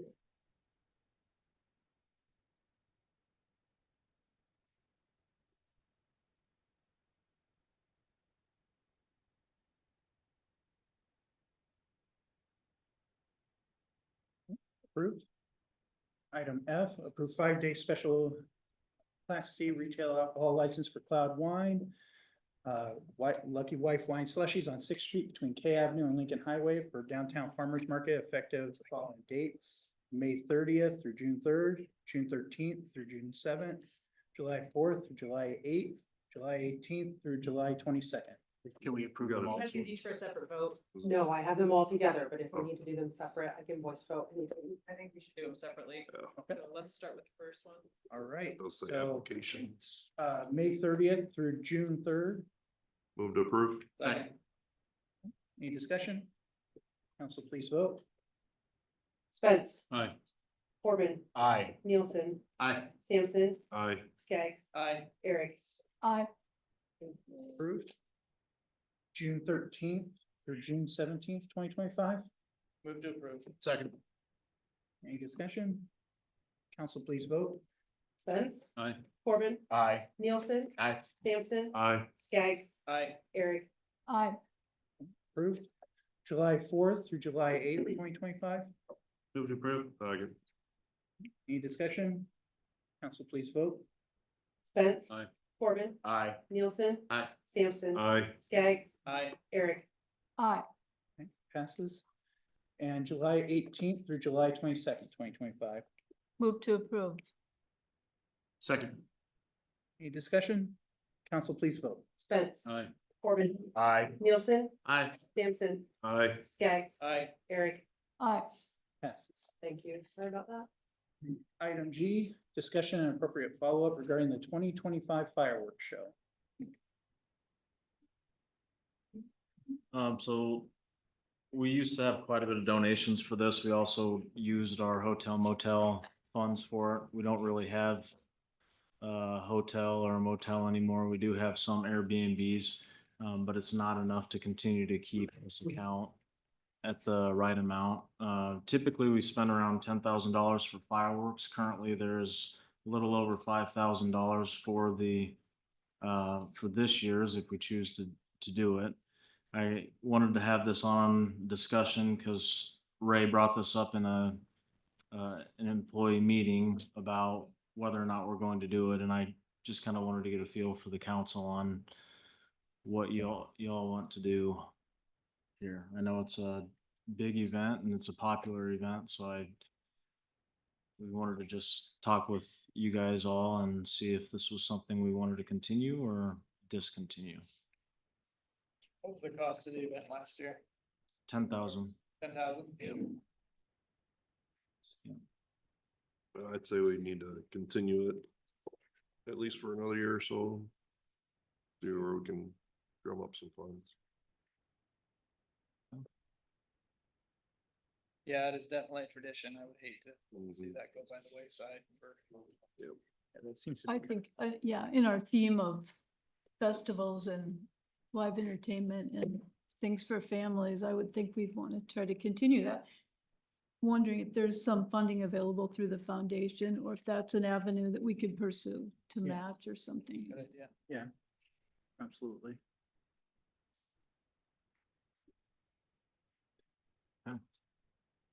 Sounds good. Appreciate. When do we need to have that figured out in order to Yeah. pay a company to do it and have that all lined up? Last week, I believe Ray told her to talk to her about this week, give us a week to figure it out. So, and that was Tuesday that you sent her an email. So, he'll let her know probably tomorrow and let her know that we're going to continue soon. Do you have anything else to say about that, Ray?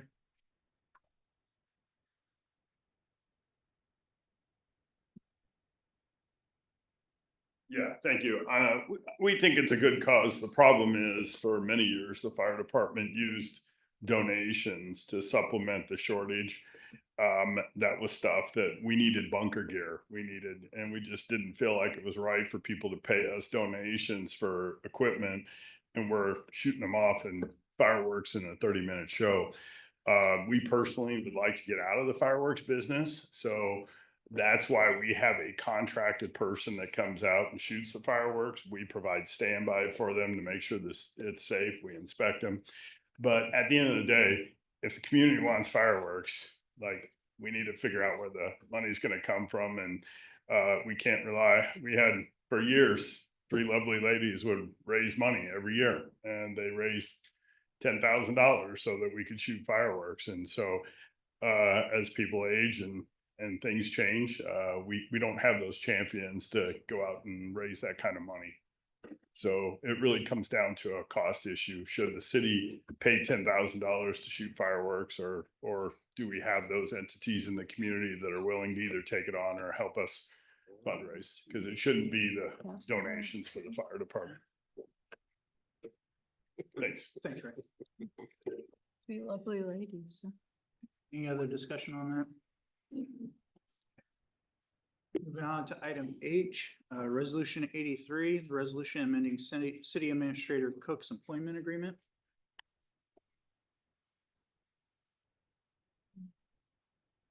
I'll move to approve. In a second. Any discussion? I want to correct something that was said earlier during the public forum that I didn't necessarily feel like engaging at the time because this was an agenda item. Ames, in 2024, Ames, the city administrator, made $249,000. West Des Moines made $204,000. Clives made $225,000. Ankeny's assistant made $186,000. Carroll's made $158,000. Waverly made $160,000. Grinnell made $175,000. Hiawatha $155,000. Sioux Center $169,000. $152,000 for Polk City, $200,000 for Norwalk. Don't believe everything you read on Facebook. Apples to snow shovels. We are not Ankeny. We are not Des Moines. It's fair. Waverly is 10,500, so closer. Grinnell is 9,500. That's closer. Hiawatha is 7,183. Right, but has their manager For the microphone, Shane. Yeah, You gotta Shane, go to the microphone. have you go to the If microphone. you're gonna say something, you gotta be able to hear it on the video. Has their manager failed over and over? It's really funny that you mentioned decorum with me and then make comments like that. That's not productive. We're having a conversation here. I don't have to have the quorum, I'm not up there. Let's try to keep everything civil for this last little bit. Get through it. I did a little bit of research and I have a little bit of data I'd like to pass out to everybody if we could, and if you guys allow me to speak for 5 minutes about it and try to explain it. Yeah, just one. And I apologize that I didn't bring one for everybody. My printer would have caught on fire if I had tried to print that many off, but I do plan to try to publish this later afterwards with a little bit of redaction. I got this data from, part of it from Karen for 2024. And then the rest of it's found online. What you're seeing are wages for our administrator and a lot of department heads and city employees since 2020. And I got this from a little bit online and from Karen, and the website that I use, which is perfectly a good source to find this type of stuff, actually confirmed the data that Karen gave me as well. So I trust it. I selected out a few, mostly department heads there. Because they're employees who, most of them have been here for the entire time that we're looking at here. There's a few interesting things about this chart. There's a few blacked out dates or blacked out cells there. Those are years where that person was not employed by the city. Or in the case of 2020, what you're looking at, those people took on extra duties as a reason that we didn't have a city administrator at the time, so they took on extra duties. So those wages were a little different than what their normal salary rate was. I also changed Jordan's wage in 2020 on this chart. That's the only one that I altered, and I only did that because, correct me if I'm wrong, Jordan, you started here in June or July of June 22nd. So the number you see there for Jordan for 2020 is what I found online, and I doubled it, given that that's almost exactly half of a year. There's 2 bread boxes in there that you'll notice. And we have, well, let me go a little earlier. We have wages for 2020, then a percentage increase, the raise that person received, that goes into their wages for 2021, a percent increase to 2022, and so on through 2024. And it's the percentage increase that I'm really trying to focus on here. There's 2 red boxes there. Those 2 red boxes are the only times that a department head on this chart has been given a higher percentage raise than we have given our city administrator. Okay, does that make sense to everybody? If you look at the red box on the left, I believe that one is actually an anomaly. If you look at their wage for 2020, they got a pretty good raise for 2021. They actually had a pay reduction in 2022. But if you look at the rest of their pay for the other years, it's a pretty consistent increase across the board. I think we need to add one thing though, Luke, the fact that we were adjusting, we went through a big study of wages. So, that adjustment is coming through in this chart because this is exactly when we adopted. That's true, but this is for everybody across the board as well. They're also different positions. Everything's. They are. I understand that. And Also, being competitive with But the city everybody- administrator, as we just heard, is different, they're all different. They're competitive within I their own. understand. I'm gonna get to that. Can you give me like 2 minutes to get through it? Okay. So the red box, I think, is an anomaly because they must have worked overtime that year. So that really leaves the one box on the right. That's the one time that we've had a department head be given a higher percentage raise than our city administrator since 2020. Which that's really the granular data that gets us to the 2 columns on the right that I found. We have a column of total increases. That's the amount of pay increase, the amount of pay increase they've gotten from 2020 to 2024. You'll see, and I'll get to this, but you'll see our city administrators received $39,087 in raises from 2020 to 2024. The second highest of these people is 15,000 and some change. So we've been giving raises to our city administrator at double the rate of the next highest city employee. And I should say, I did not select out these people individually. It's just the department heads there's some department heads who have not been here long enough to have enough data to measure on this. We have other department heads who do work in other departments as well. So it's tough to pull out what amount they earn on just their job as a department head when they do side jobs in other departments as well. So that's why I picked the people I did. So we have a total increase that's more than double the next highest person, and then the percent increase on the end is kind of the meat and potatoes of this whole chart. 37% increase is the total increase we've given our city administrator up to this point. The second highest is 16%. So we've given more than double the percent increase of wage to our city administrator than we have to anybody else. Which brings us to now. This increase we're talking about now that is on here is, and it gets a little different because we're talking fiscal year versus calendar year, which is what the chart says, but we're talking about a 15.3% raise, if my math is correct, right? Roughly about it. And I wanted to try to figure out how much of a yearly percent increase that would be. I understand that Jordan's pay would stay the same for a couple of years and then this increase would take effect, but if it was to be an annual increase like we do for our city employees, what would that be? And like I said, it's a little tough. We're talking about calendar pay and this is on a fiscal calendar, but roughly it comes out to about a 7.5% increase per year that we're being asked to give the administrator. 7.5%. I'll ask you to look at that chart of all the raises that other department heads have been given and tell me how many 7.5% raises our department heads have been given in the last 5 years. There's only one, and it's that red box on the right. And my main problem with this raise, my primary reason for not voting for this, is that I can't look at our employees and our taxpayers in the eye and say that it's fiscally responsible to be handing out a 15% raise to the person who's already been being given the highest raise on top of everybody else. And in addition, we just asked them all to give a 15% reduction in their budgets. Not their salaries. Correct, their budgets. correct. Not their salaries, their budgets. Right. We asked for a 50% reduction in budgets for the most recent budget. And now we're asking to give a 15% raise to the administrator to a workforce that has not been given anywhere close to that. For me, it goes back to the major issue we just talked about 2 hours ago. This is why workforce housing is now a $900 efficiency apartment when it used to be a 3-bedroom home on, I think when most of us were growing up, probably on one income as well. The top players in whether it's a company or a city keep getting all of the raises while the middle-class workers are being told there's not enough to go around.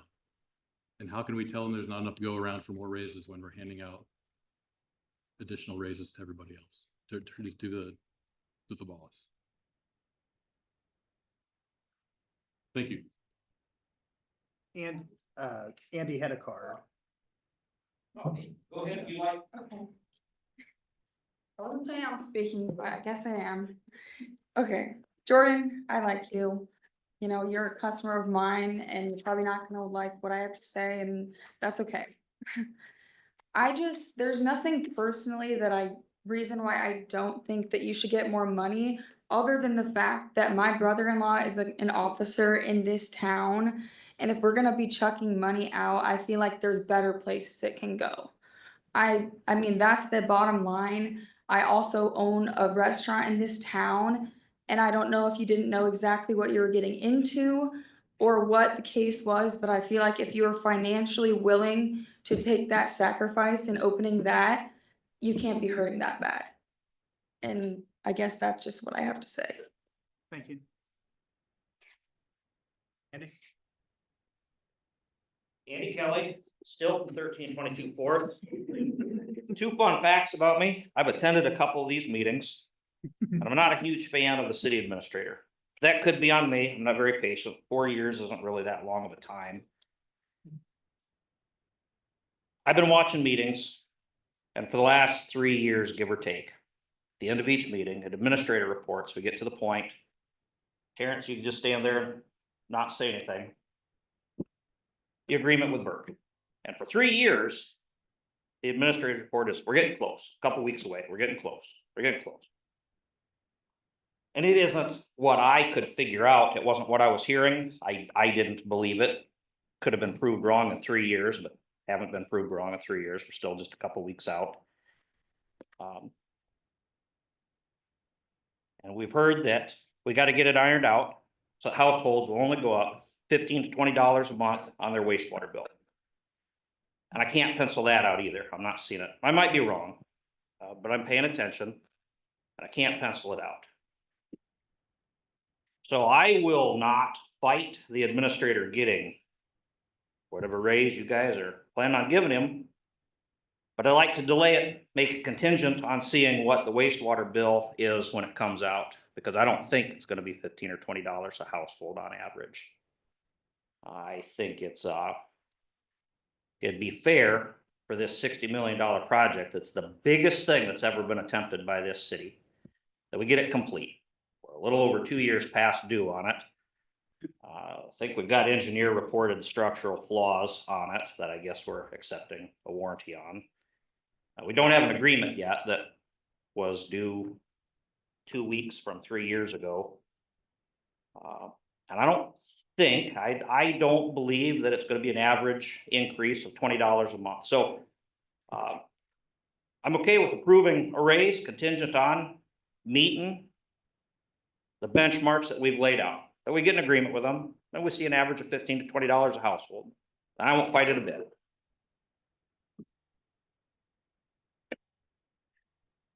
Do I have anybody else who wants to speak on this? Check your Zoom.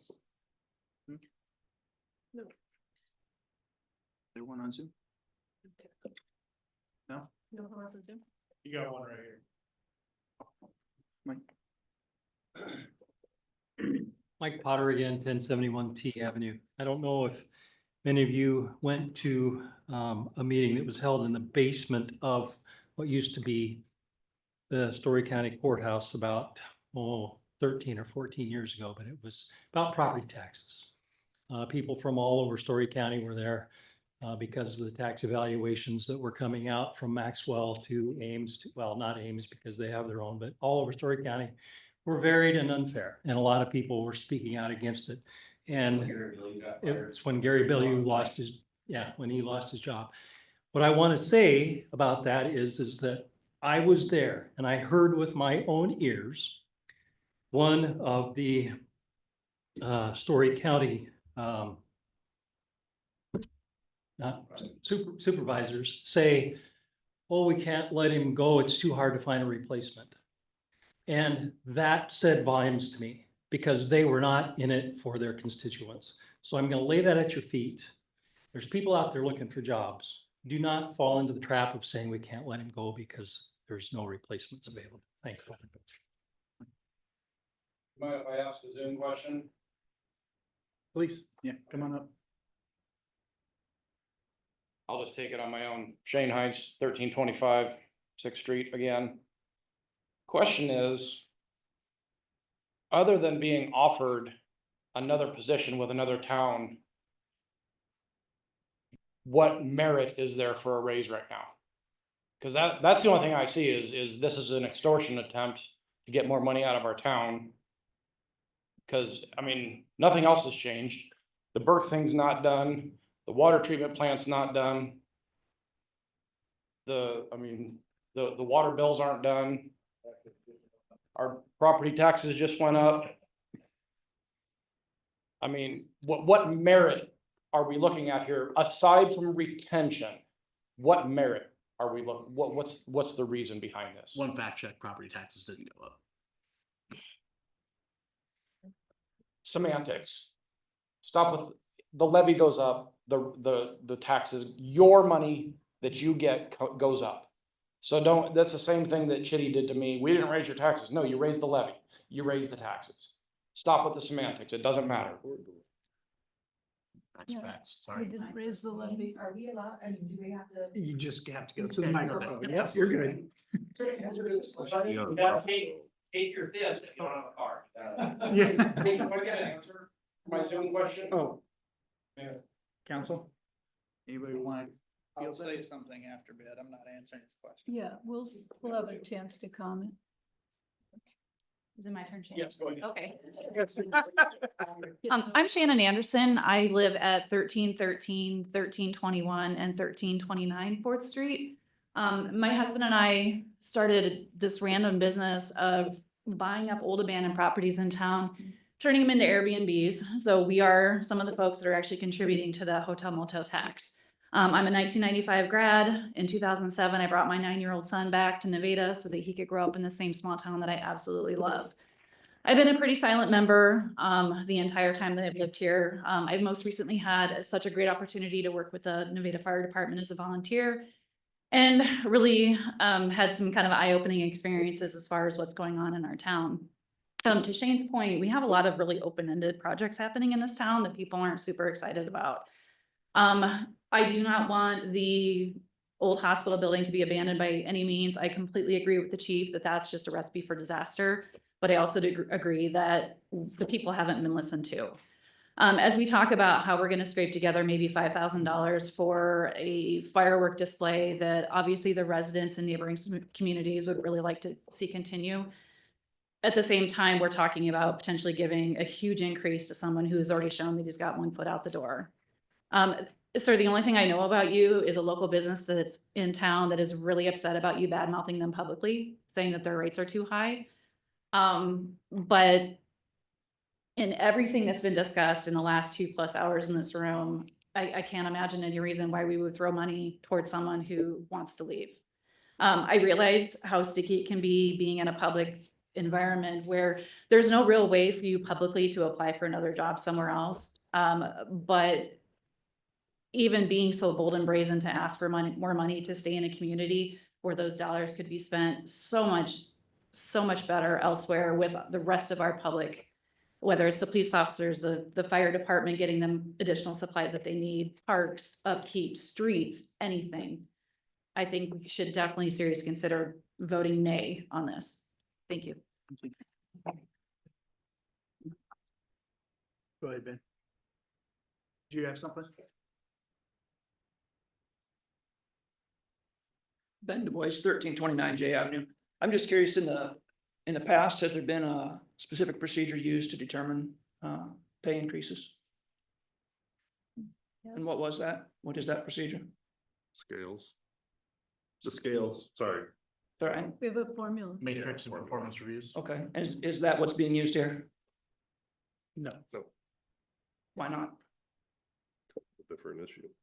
It's not an annual review. Okay, so this is not based on an annual review. It's somebody asking for a raise?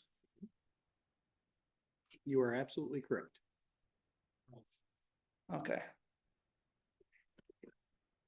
So was the amount requested or suggested? How was the amount arrived at, I guess is my question then. How much of that are we able to discuss and open? All of it? Yeah, Well, I mean, yeah, there's a lot of it that we can't, because a lot of it was in closed session, but there was an amount that was requested by the city administrator. I can tell you that that was not the amount that is being proposed today. Can you tell me if it was more or less? It is less. Which is less? The amount that is in the packet today. So more was asked for than what is being offered? That is correct. Okay. This wasn't part of a review. We're not using our standard procedures. And we're just debating whether we're going to agree to it, to the request. Do I have it right? No, we didn't agree to the request. We're discussing whether we're going to pass this. Yes, there's which is just the result of a request. To grant a raise, yes, correct. Roughly 21,000. And change something.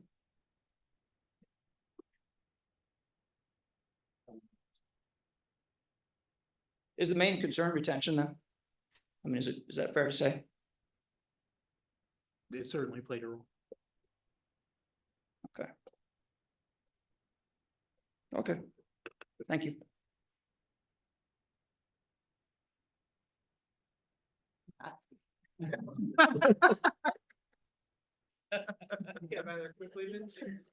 She's very passionate about it. Does anyone else have any comment? Once, twice? Yeah.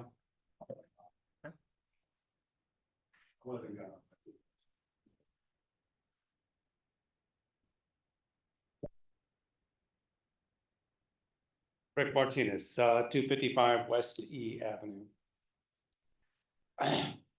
You know, when I saw the agenda and I look over the agenda, and I usually zoom in on the council meetings. Except tonight I figured it'd be a lot of fireworks and I wanted to watch. So, I'm gonna relate this to my prior profession, and I think Chris will agree with me on this. For the longest time, Nevada has always been a place where people come, they work, we train them, we get them up to speed, they go somewhere else all the time. And since COVID, it's even worse. We're like a double or triple A team, and these people go to Ames and Ankeny and West Des Moines, and we can't compete with any of those people. We just don't have the tax base to do that. And everyone would love to see our police officers and our city employees make more money than they do, because they work really well for the money that they earn. But union negotiations and all that sort of thing takes place, and you find middle ground and you settle on whatever the amount is that you want. I thought during the time I worked with Jordan, we didn't always agree. We had discussions and disagreements on all kinds of stuff in my field in police work.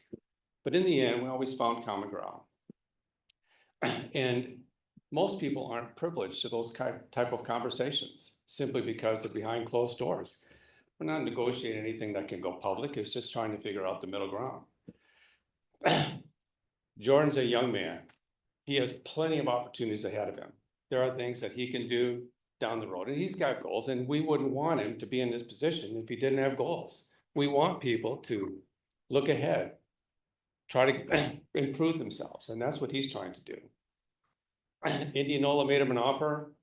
He went through the hoops and all that, and they selected him. And so he comes back here, and I wasn't in the closed meeting. I don't know what took place. I don't know any of the discussion, but in the end, the council, whether they all agreed to it or not, settled on an amount that they were willing to compensate him for.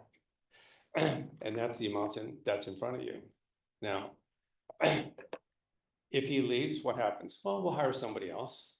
I mean, we hired him because we needed somebody, and we'll hire somebody else, and that'll be fine. He'll be all right, and the city will be all right. But there's gonna be some suffering in between the time that he leaves and the time we hire somebody. And there's a ton of projects that are going on right now. And if you think we're suffering now under his leadership, what's it gonna be like when you don't have a leader? And then when you do hire somebody, how long does it take them to get them up to speed? I mean, I got the podium, I believe. So in the end, what's in the best interests of the city? What's gonna help us the most? Maybe you don't like giving them a raise, but what's in the best interest of the city? Like the project that we have down the street. I know the neighbors aren't thrilled about it. Nobody likes 60 units or anything else like that, but it's not just the neighbors. It's gonna affect me too. I live in this city. I'm gonna be affected by what takes place. whatever you decide with Jordan and his pay raise and anything else, it's gonna affect the city. What's in the best interests of the city? You wanna keep him, give him his raise. You wanna get rid of him, vote it out. Because he ain't gonna be here long if he doesn't feel he's being treated right. Nobody would. That's all I got. I'm gonna call for the question.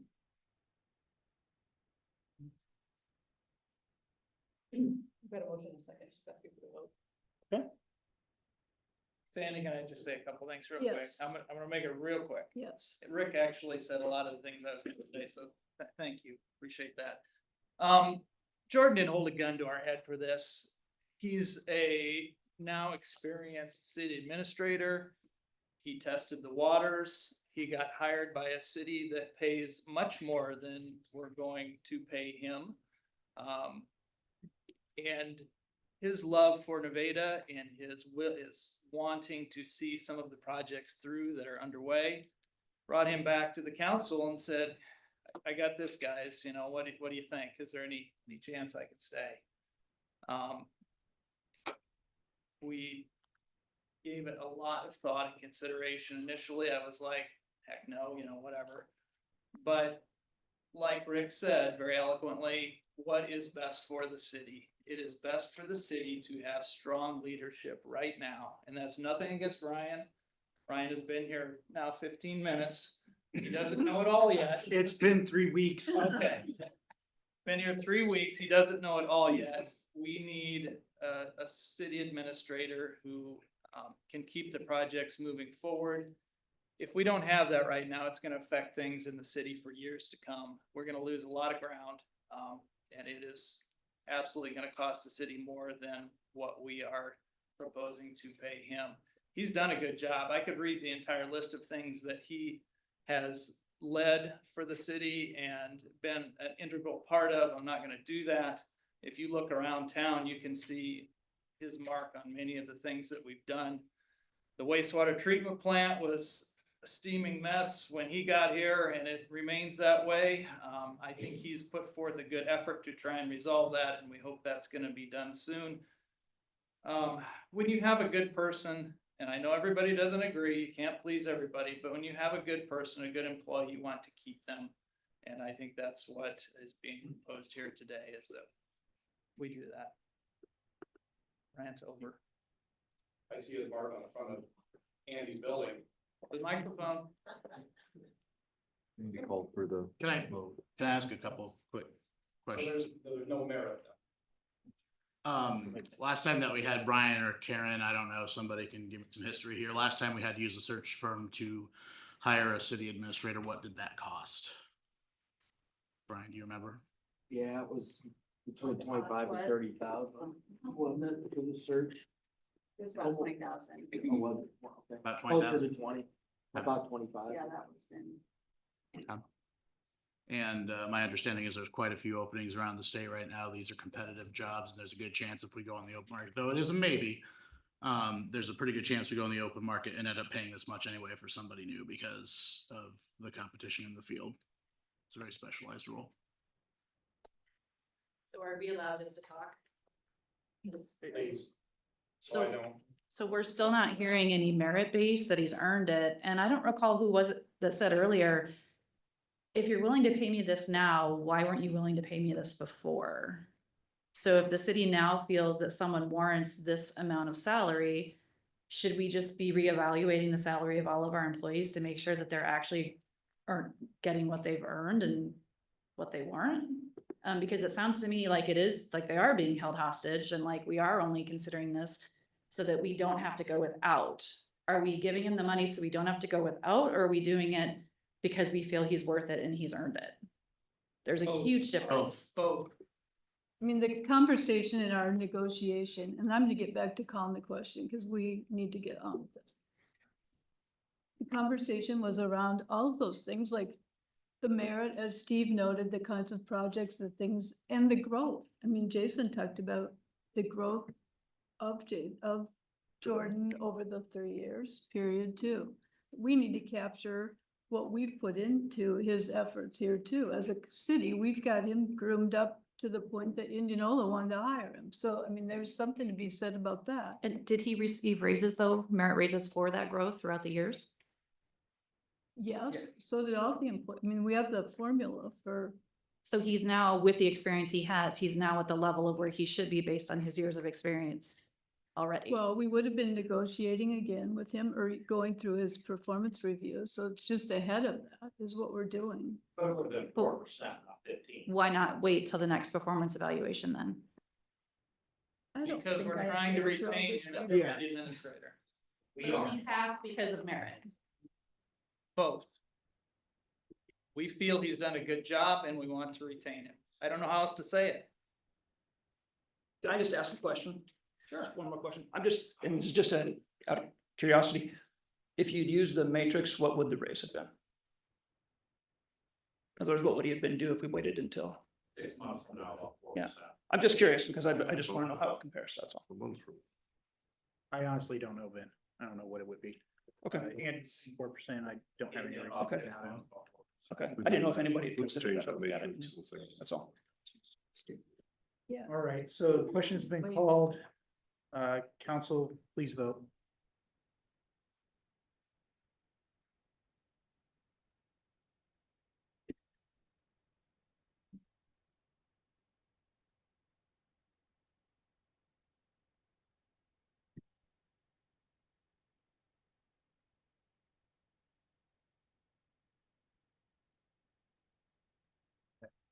So motion passes.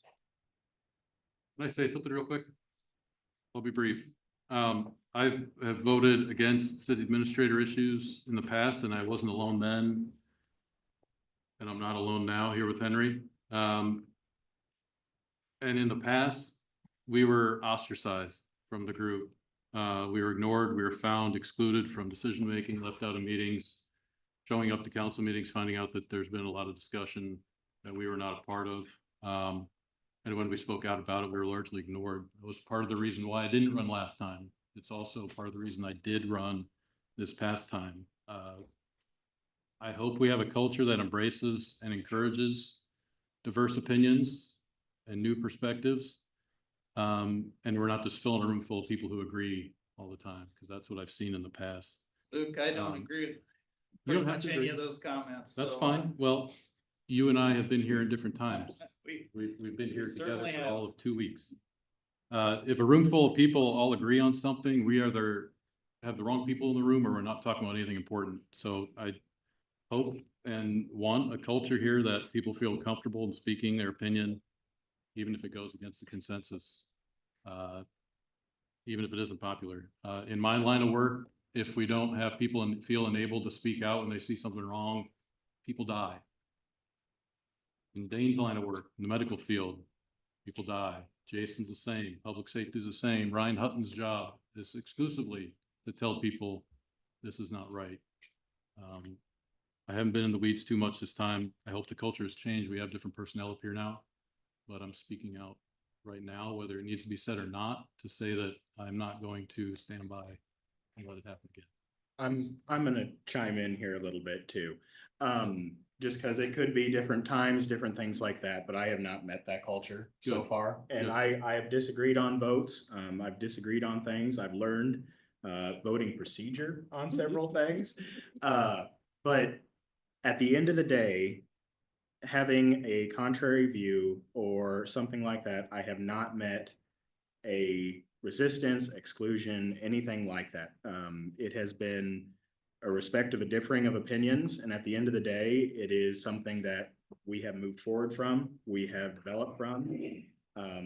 May not be in the majority, may not be in the minority, but also I have always felt respected on voicing my opinion, both here and I guess to the larger populace in the city too. That is something I have experienced firsthand. That was something I was nervous about. Coming into a position like this, it puts yourself up in the public eye. But I have always felt that my disagreeing or my disagreements have been respected. We can disagree, but at the end of the day, we have respected, moved forward from it. and continued our work. So I just wanted to chime in on that for my experience. I'm gonna have the last word here. A lot of I feel statements, feel real positive tonight. I hope that we don't have that kind of culture, Luke. I'm gonna try very hard to make sure that that doesn't happen, Henry. Dane. Appreciate everybody's opinion, so look forward to it in the future. All right, so moving on to reports. In the interest of time, I only have one thing to say because we still have to review the voting system, but, unfortunately, we hit a setback in our lift station today. Harold woke up to a phone call that our lift station, the screen room was flooded. And so that's going to be another setback, which is really unfortunate for the lift station. But the screen room was flooded and, essentially we have to rewire a majority of that lower level of our wastewater lift station. But, yeah. Harold? Harold's, I don't think Harold's here right Harold's now. not here. No. Okay, so what do we have an estimate? You said a couple months behind now? 2 months, is that what they gave us? At the moment, they're thinking that it could be about 2 months before they could get all that work redone. But it is possible that the station can still be used in that time. So it may not necessarily be completely out of commission for that duration. Right. Anything else? No. Any questions? Where are we with Burke? They have the ordinance review agreement and the TA has been sent, or treatment agreement has been sent to the DNR. DNR is reviewing that. They did do a preliminary approval. We're just waiting to hear back from Burke with the agreement as well as the ordinance.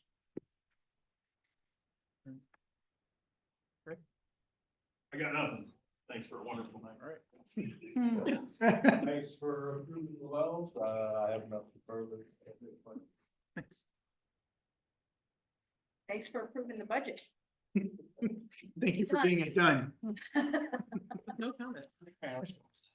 No additional comments, Mayor. It's usually. where it flows up. Nothing from me, Mayor. Good. I have nothing further unless you have any questions related to the wastewater project. I'm good as well. I'm good. Oh, okay. Oh. So that moves us up to the review of the voting. Oh, do we have somebody else? Aaron and Aaron. Aaron and Brandon. I'll take up your time in just a few minutes. Okay. Be very little. All right. We'll move on to the review of the voting system.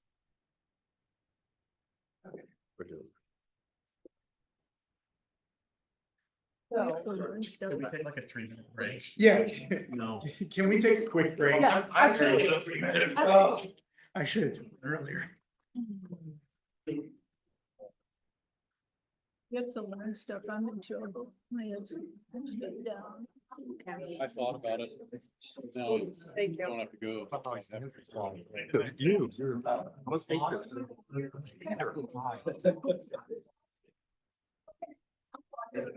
Hey,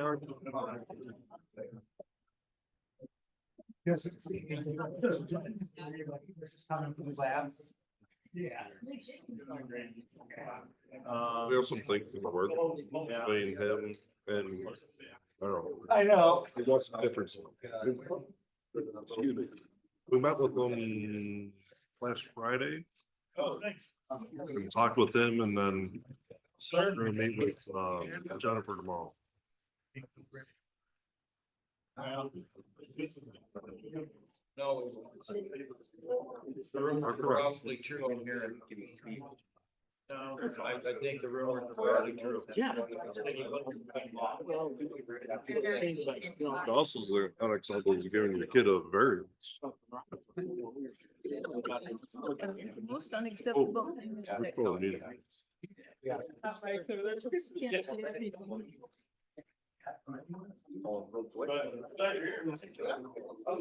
Yeah. Big screen.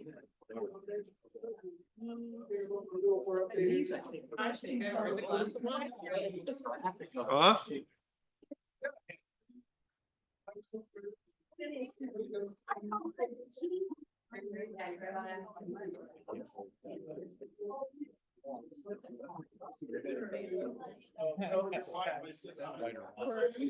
Yeah. I don't know. Huh? It's done. Taking care of Randy. You know, it's hard to see.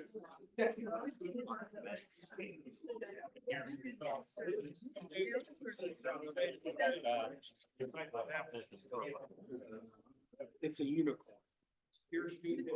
I wish. I would have talked about that. I did go through. I don't.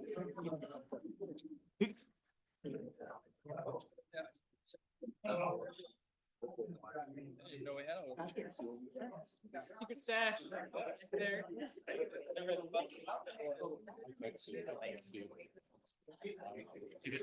Yeah, I know.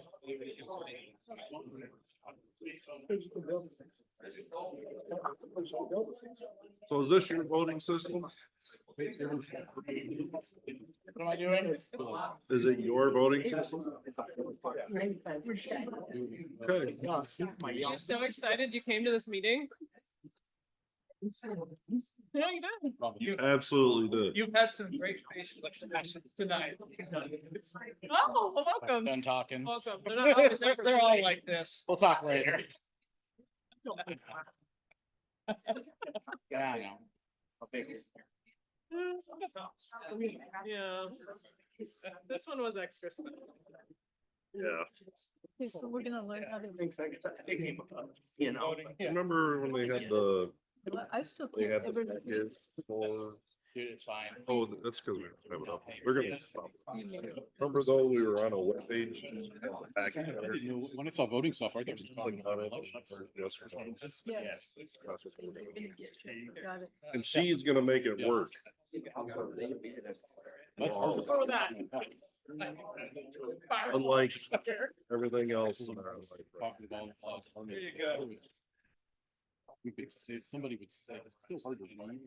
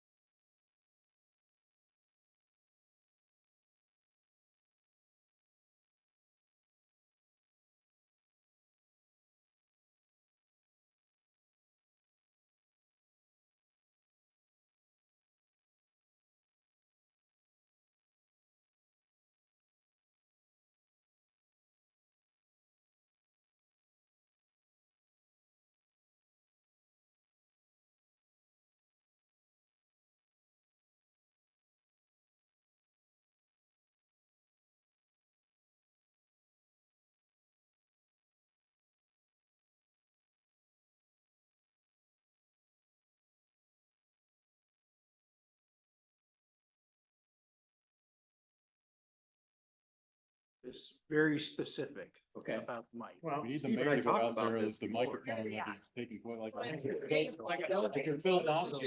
Meeting, or you want to click? Feels like that, doesn't it, Luke? Don't click on download agenda, click on the actual date of April 14th. Okay. On that. Yep. You're clicking right on the. Oh. Oh, look at that. Let's go back out, click out. Maybe, Mine being weird. maybe we hit, let's try, this one. Try that one. Okay, so should get a launch. There. Great. Now sign in. Right. Yep. So Okay. I have to start it. Okay.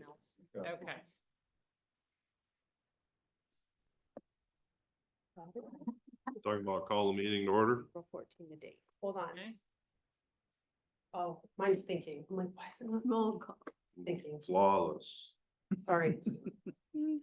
Watch it. It's been a little slow today. It is being slow. It has been slow. Are we voting? Slow today. No. We all just want to stay here. Don't hit, No. hit the date. Oh. It's still thinking. You guys don't have sleeping bags in your office? I can hold that this here.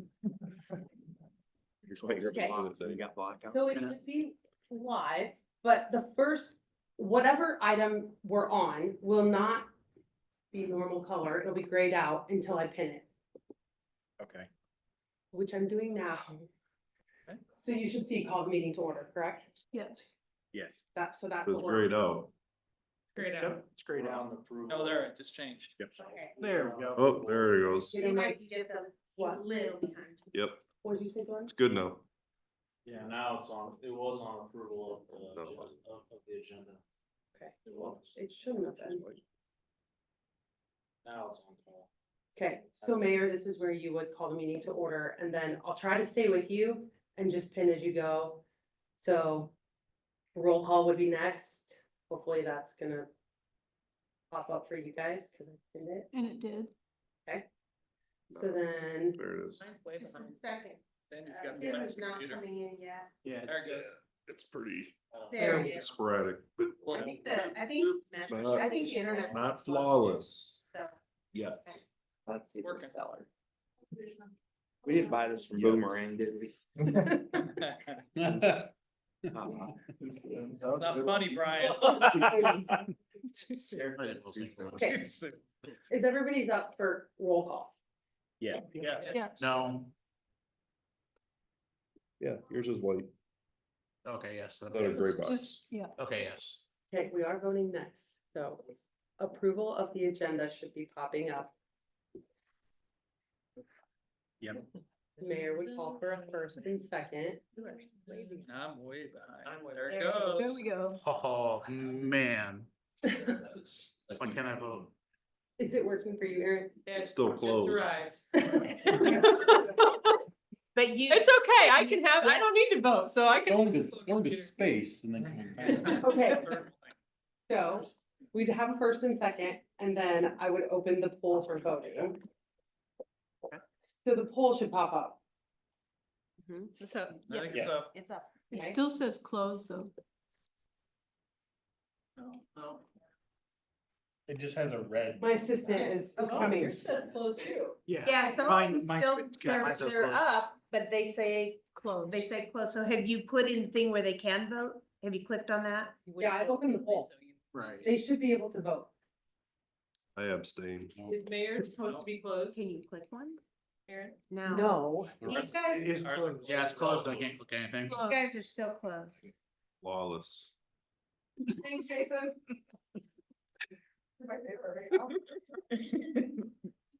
It'll work. It'll be fine. Gotta have little bugs every now and again to figure it out. Is anybody open? Is anybody? The one that can't vote. No matter what, you cannot vote. I don't wanna know what I think. The two non-voters are open. The mayor's closed. Yep. Yeah, yours is. He's just. No.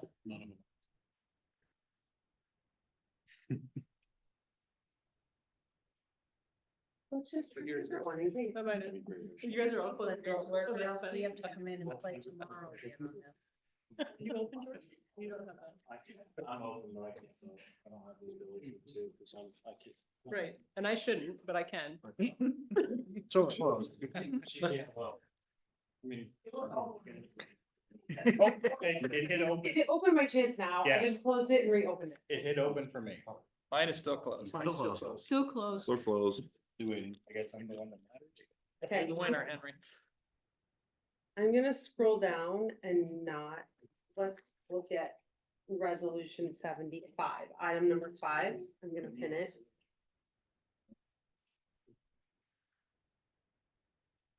It's the budget, Go down to number. so that should be open. Item number 5. I Oh, think. item number 5. Yeah. Okay, there we go. Yeah. That one. It's white. Item is opening, but they're Great. still not showing the Closed. poll to be open. This is Yeah. closed. I was waiting, Oh, okay. everybody to get to the right spot, so Yep. Right spot. I just opened the poll. It's open on my end. Can you still go on? There we go. I try refreshing and see if it does anything. Refreshing? Yeah, that Yeah, works. that If you works. refresh, it works. Yep. But I don't have to refresh to be able to. They take down the signs. Yeah. I voted. There. Maybe it's just something. I had to that- refresh the website and it worked. Maybe. You let me vote. Let me vote. Put it. After I Voted. refreshed the page. Okay. Yep. It mattered also if we'd have cleared Yep. cache. Yep. Maybe it's holding- Why I gotta shop. It could be holding on to stuff that we've been doing, testing it, right? Okay. Oh, come on, that's what IT always says. Clear the cache. Clear your cookies. Yeah. Clear your cookies. I clear the cache on the city website a couple times a day. If people check into it often, it holds on to what they've done. It's And full. we have testing. Yeah. Do something else. You know, yours says 4 Hold on. votes. I know it says 1 vote. Yeah. Mine says, we bring people up on these. Let me refresh. This is insanely slow. Did you get 4? Did you get me in the middle? I got the books though, and I'm trying to show you guys stuff. Yeah, it says closed.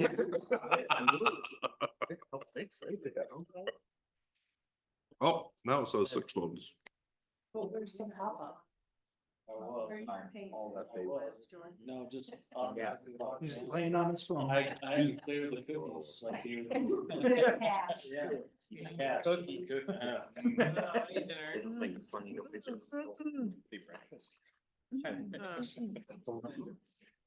And the whiskey. Yeah, I voted. and it worked. Yeah. Oh, shit. I get it. I sleep on the couch too. Can we try voting on one? Yeah. Yeah, just.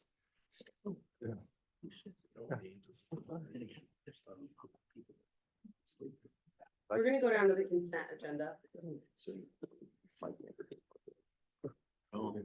Item 8, I just pinned it. Item 8, Item 8, the consent agenda. I Okay. just pinned it.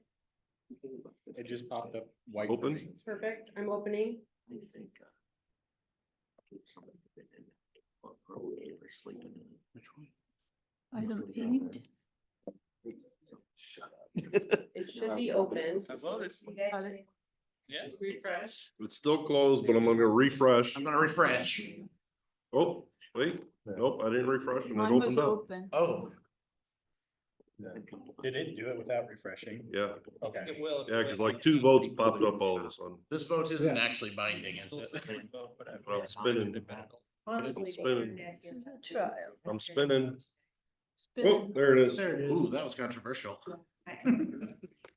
We need to tie. Did anybody else vote? That's right. 3 people voted. Did anybody else? Showing 6. There's 6. Documents right there. You might need to refresh. F5. Confusion? Yeah, I don't have any cash. 4 ayes and 1 nay. But do you have any nays? That's 4 ayes and 1 nay. That's what I have. Yeah, so that's the problem. Yeah, three A's. There it is. Yeah, to refresh. Derek. Poll has been closed. Yeah. No, look, this is what shows. Does it show on you guys? Yes. You see that, Ryan? What am I looking? Yeah. No, it shouldn't, that only shows up for the public up there, that's off of her computer. This come up with a red X. It shows public how you vote, or what shows up. Who voted? I open that and read that. If we get bigger font, Oh, I got, yeah, I didn't. yeah, I cannot read it from, Huge. but and I'm old, and I'm not the oldest person that comes in here. Yep, okay. Oh, you're a person? Thank you. There will also be another. That's what I screen was- here. Thanks for clarifying that. Yeah, big Everyone is totally. Make it real big. It'll be easier to see it. What? Let's put it this way, one time we still had people yelling at us when the vote had been taken, and I'm like, No. That's really all they need to see. They don't really. I don't even know. Fun views. Just need to be able to see the green check mark to know it passed, and Are we there's a done? red X if it doesn't. Are we good? Do we need to do anything more? Are we good? Okay. Okay. I think it works. Are we gonna use the next Documents meeting? always be like attached like they are. So if you call it this, yeah, agenda, how can I help with the agenda, like, you get back out. original. If you're wanting to, I'm like, not already- say you're sitting here and you're thinking, what are they gonna approve? Let me see what this is all about. Be able to open and close any attachment. Yep. No. Yeah, that's nice. Yeah. That is. And then you Are can we- get back out of it. Are we to the point where we can log into this at home and use this We have instead the of reading agenda, through that like, in a different packet, tab. the way it's Say what? currently presented? There's like the agenda. Well, you would have to open the agenda on the city website in a different. Okay, now I lost my, My friend, my friend. Big screens and what we wanted to watch. Because I want. It's just nice to have only the agenda so I can kind of. Which is a possibility. Yeah, so if you're standing in line. Yeah. you can still see it. I lost my way. And to give them away. Remember me, remember Because me. we're gonna do like a 50 on this year. 'cause it's not like- Yeah, if you were. Yeah. You So- can click where it says. Yeah. The first one is, the first one pulls. And then. But I mean, three and four. There, Mary, but- Same tickets. They went to bid three. And they gotta take them home. You gotta I be need a present. bigger font, period. I'm like, So it's there. this is not working for me. I'm like, I mean, it's a million miles away. Okay. You won't get an email. I would like it right there. Give you a notification that it's and ready to go. All right. I need accommodations. My chair's too big, my computer's too, my screen's too far. Yeah. Okay. Somebody want. All right, so moving on to the final item. Have a motion to adjourn. I'll move to adjourn. Second? Second. Meeting adjourned. No, we didn't vote yet. Oh, God, council, please vote. Aye. Now we're adjourned. Actually had that failed, Mayor. You And we had to kidding stay- me? Seriously? Oh, God. Then what? Was right, they wanted to keep talking. Yeah. So they voted. Was that a long meeting? Flawless. Very well. Well, if you guys ever, All right, thank you. ever vote down adjourn. I've seen Ames do like 3 hours on the regular. Mine was- Yeah, they've had.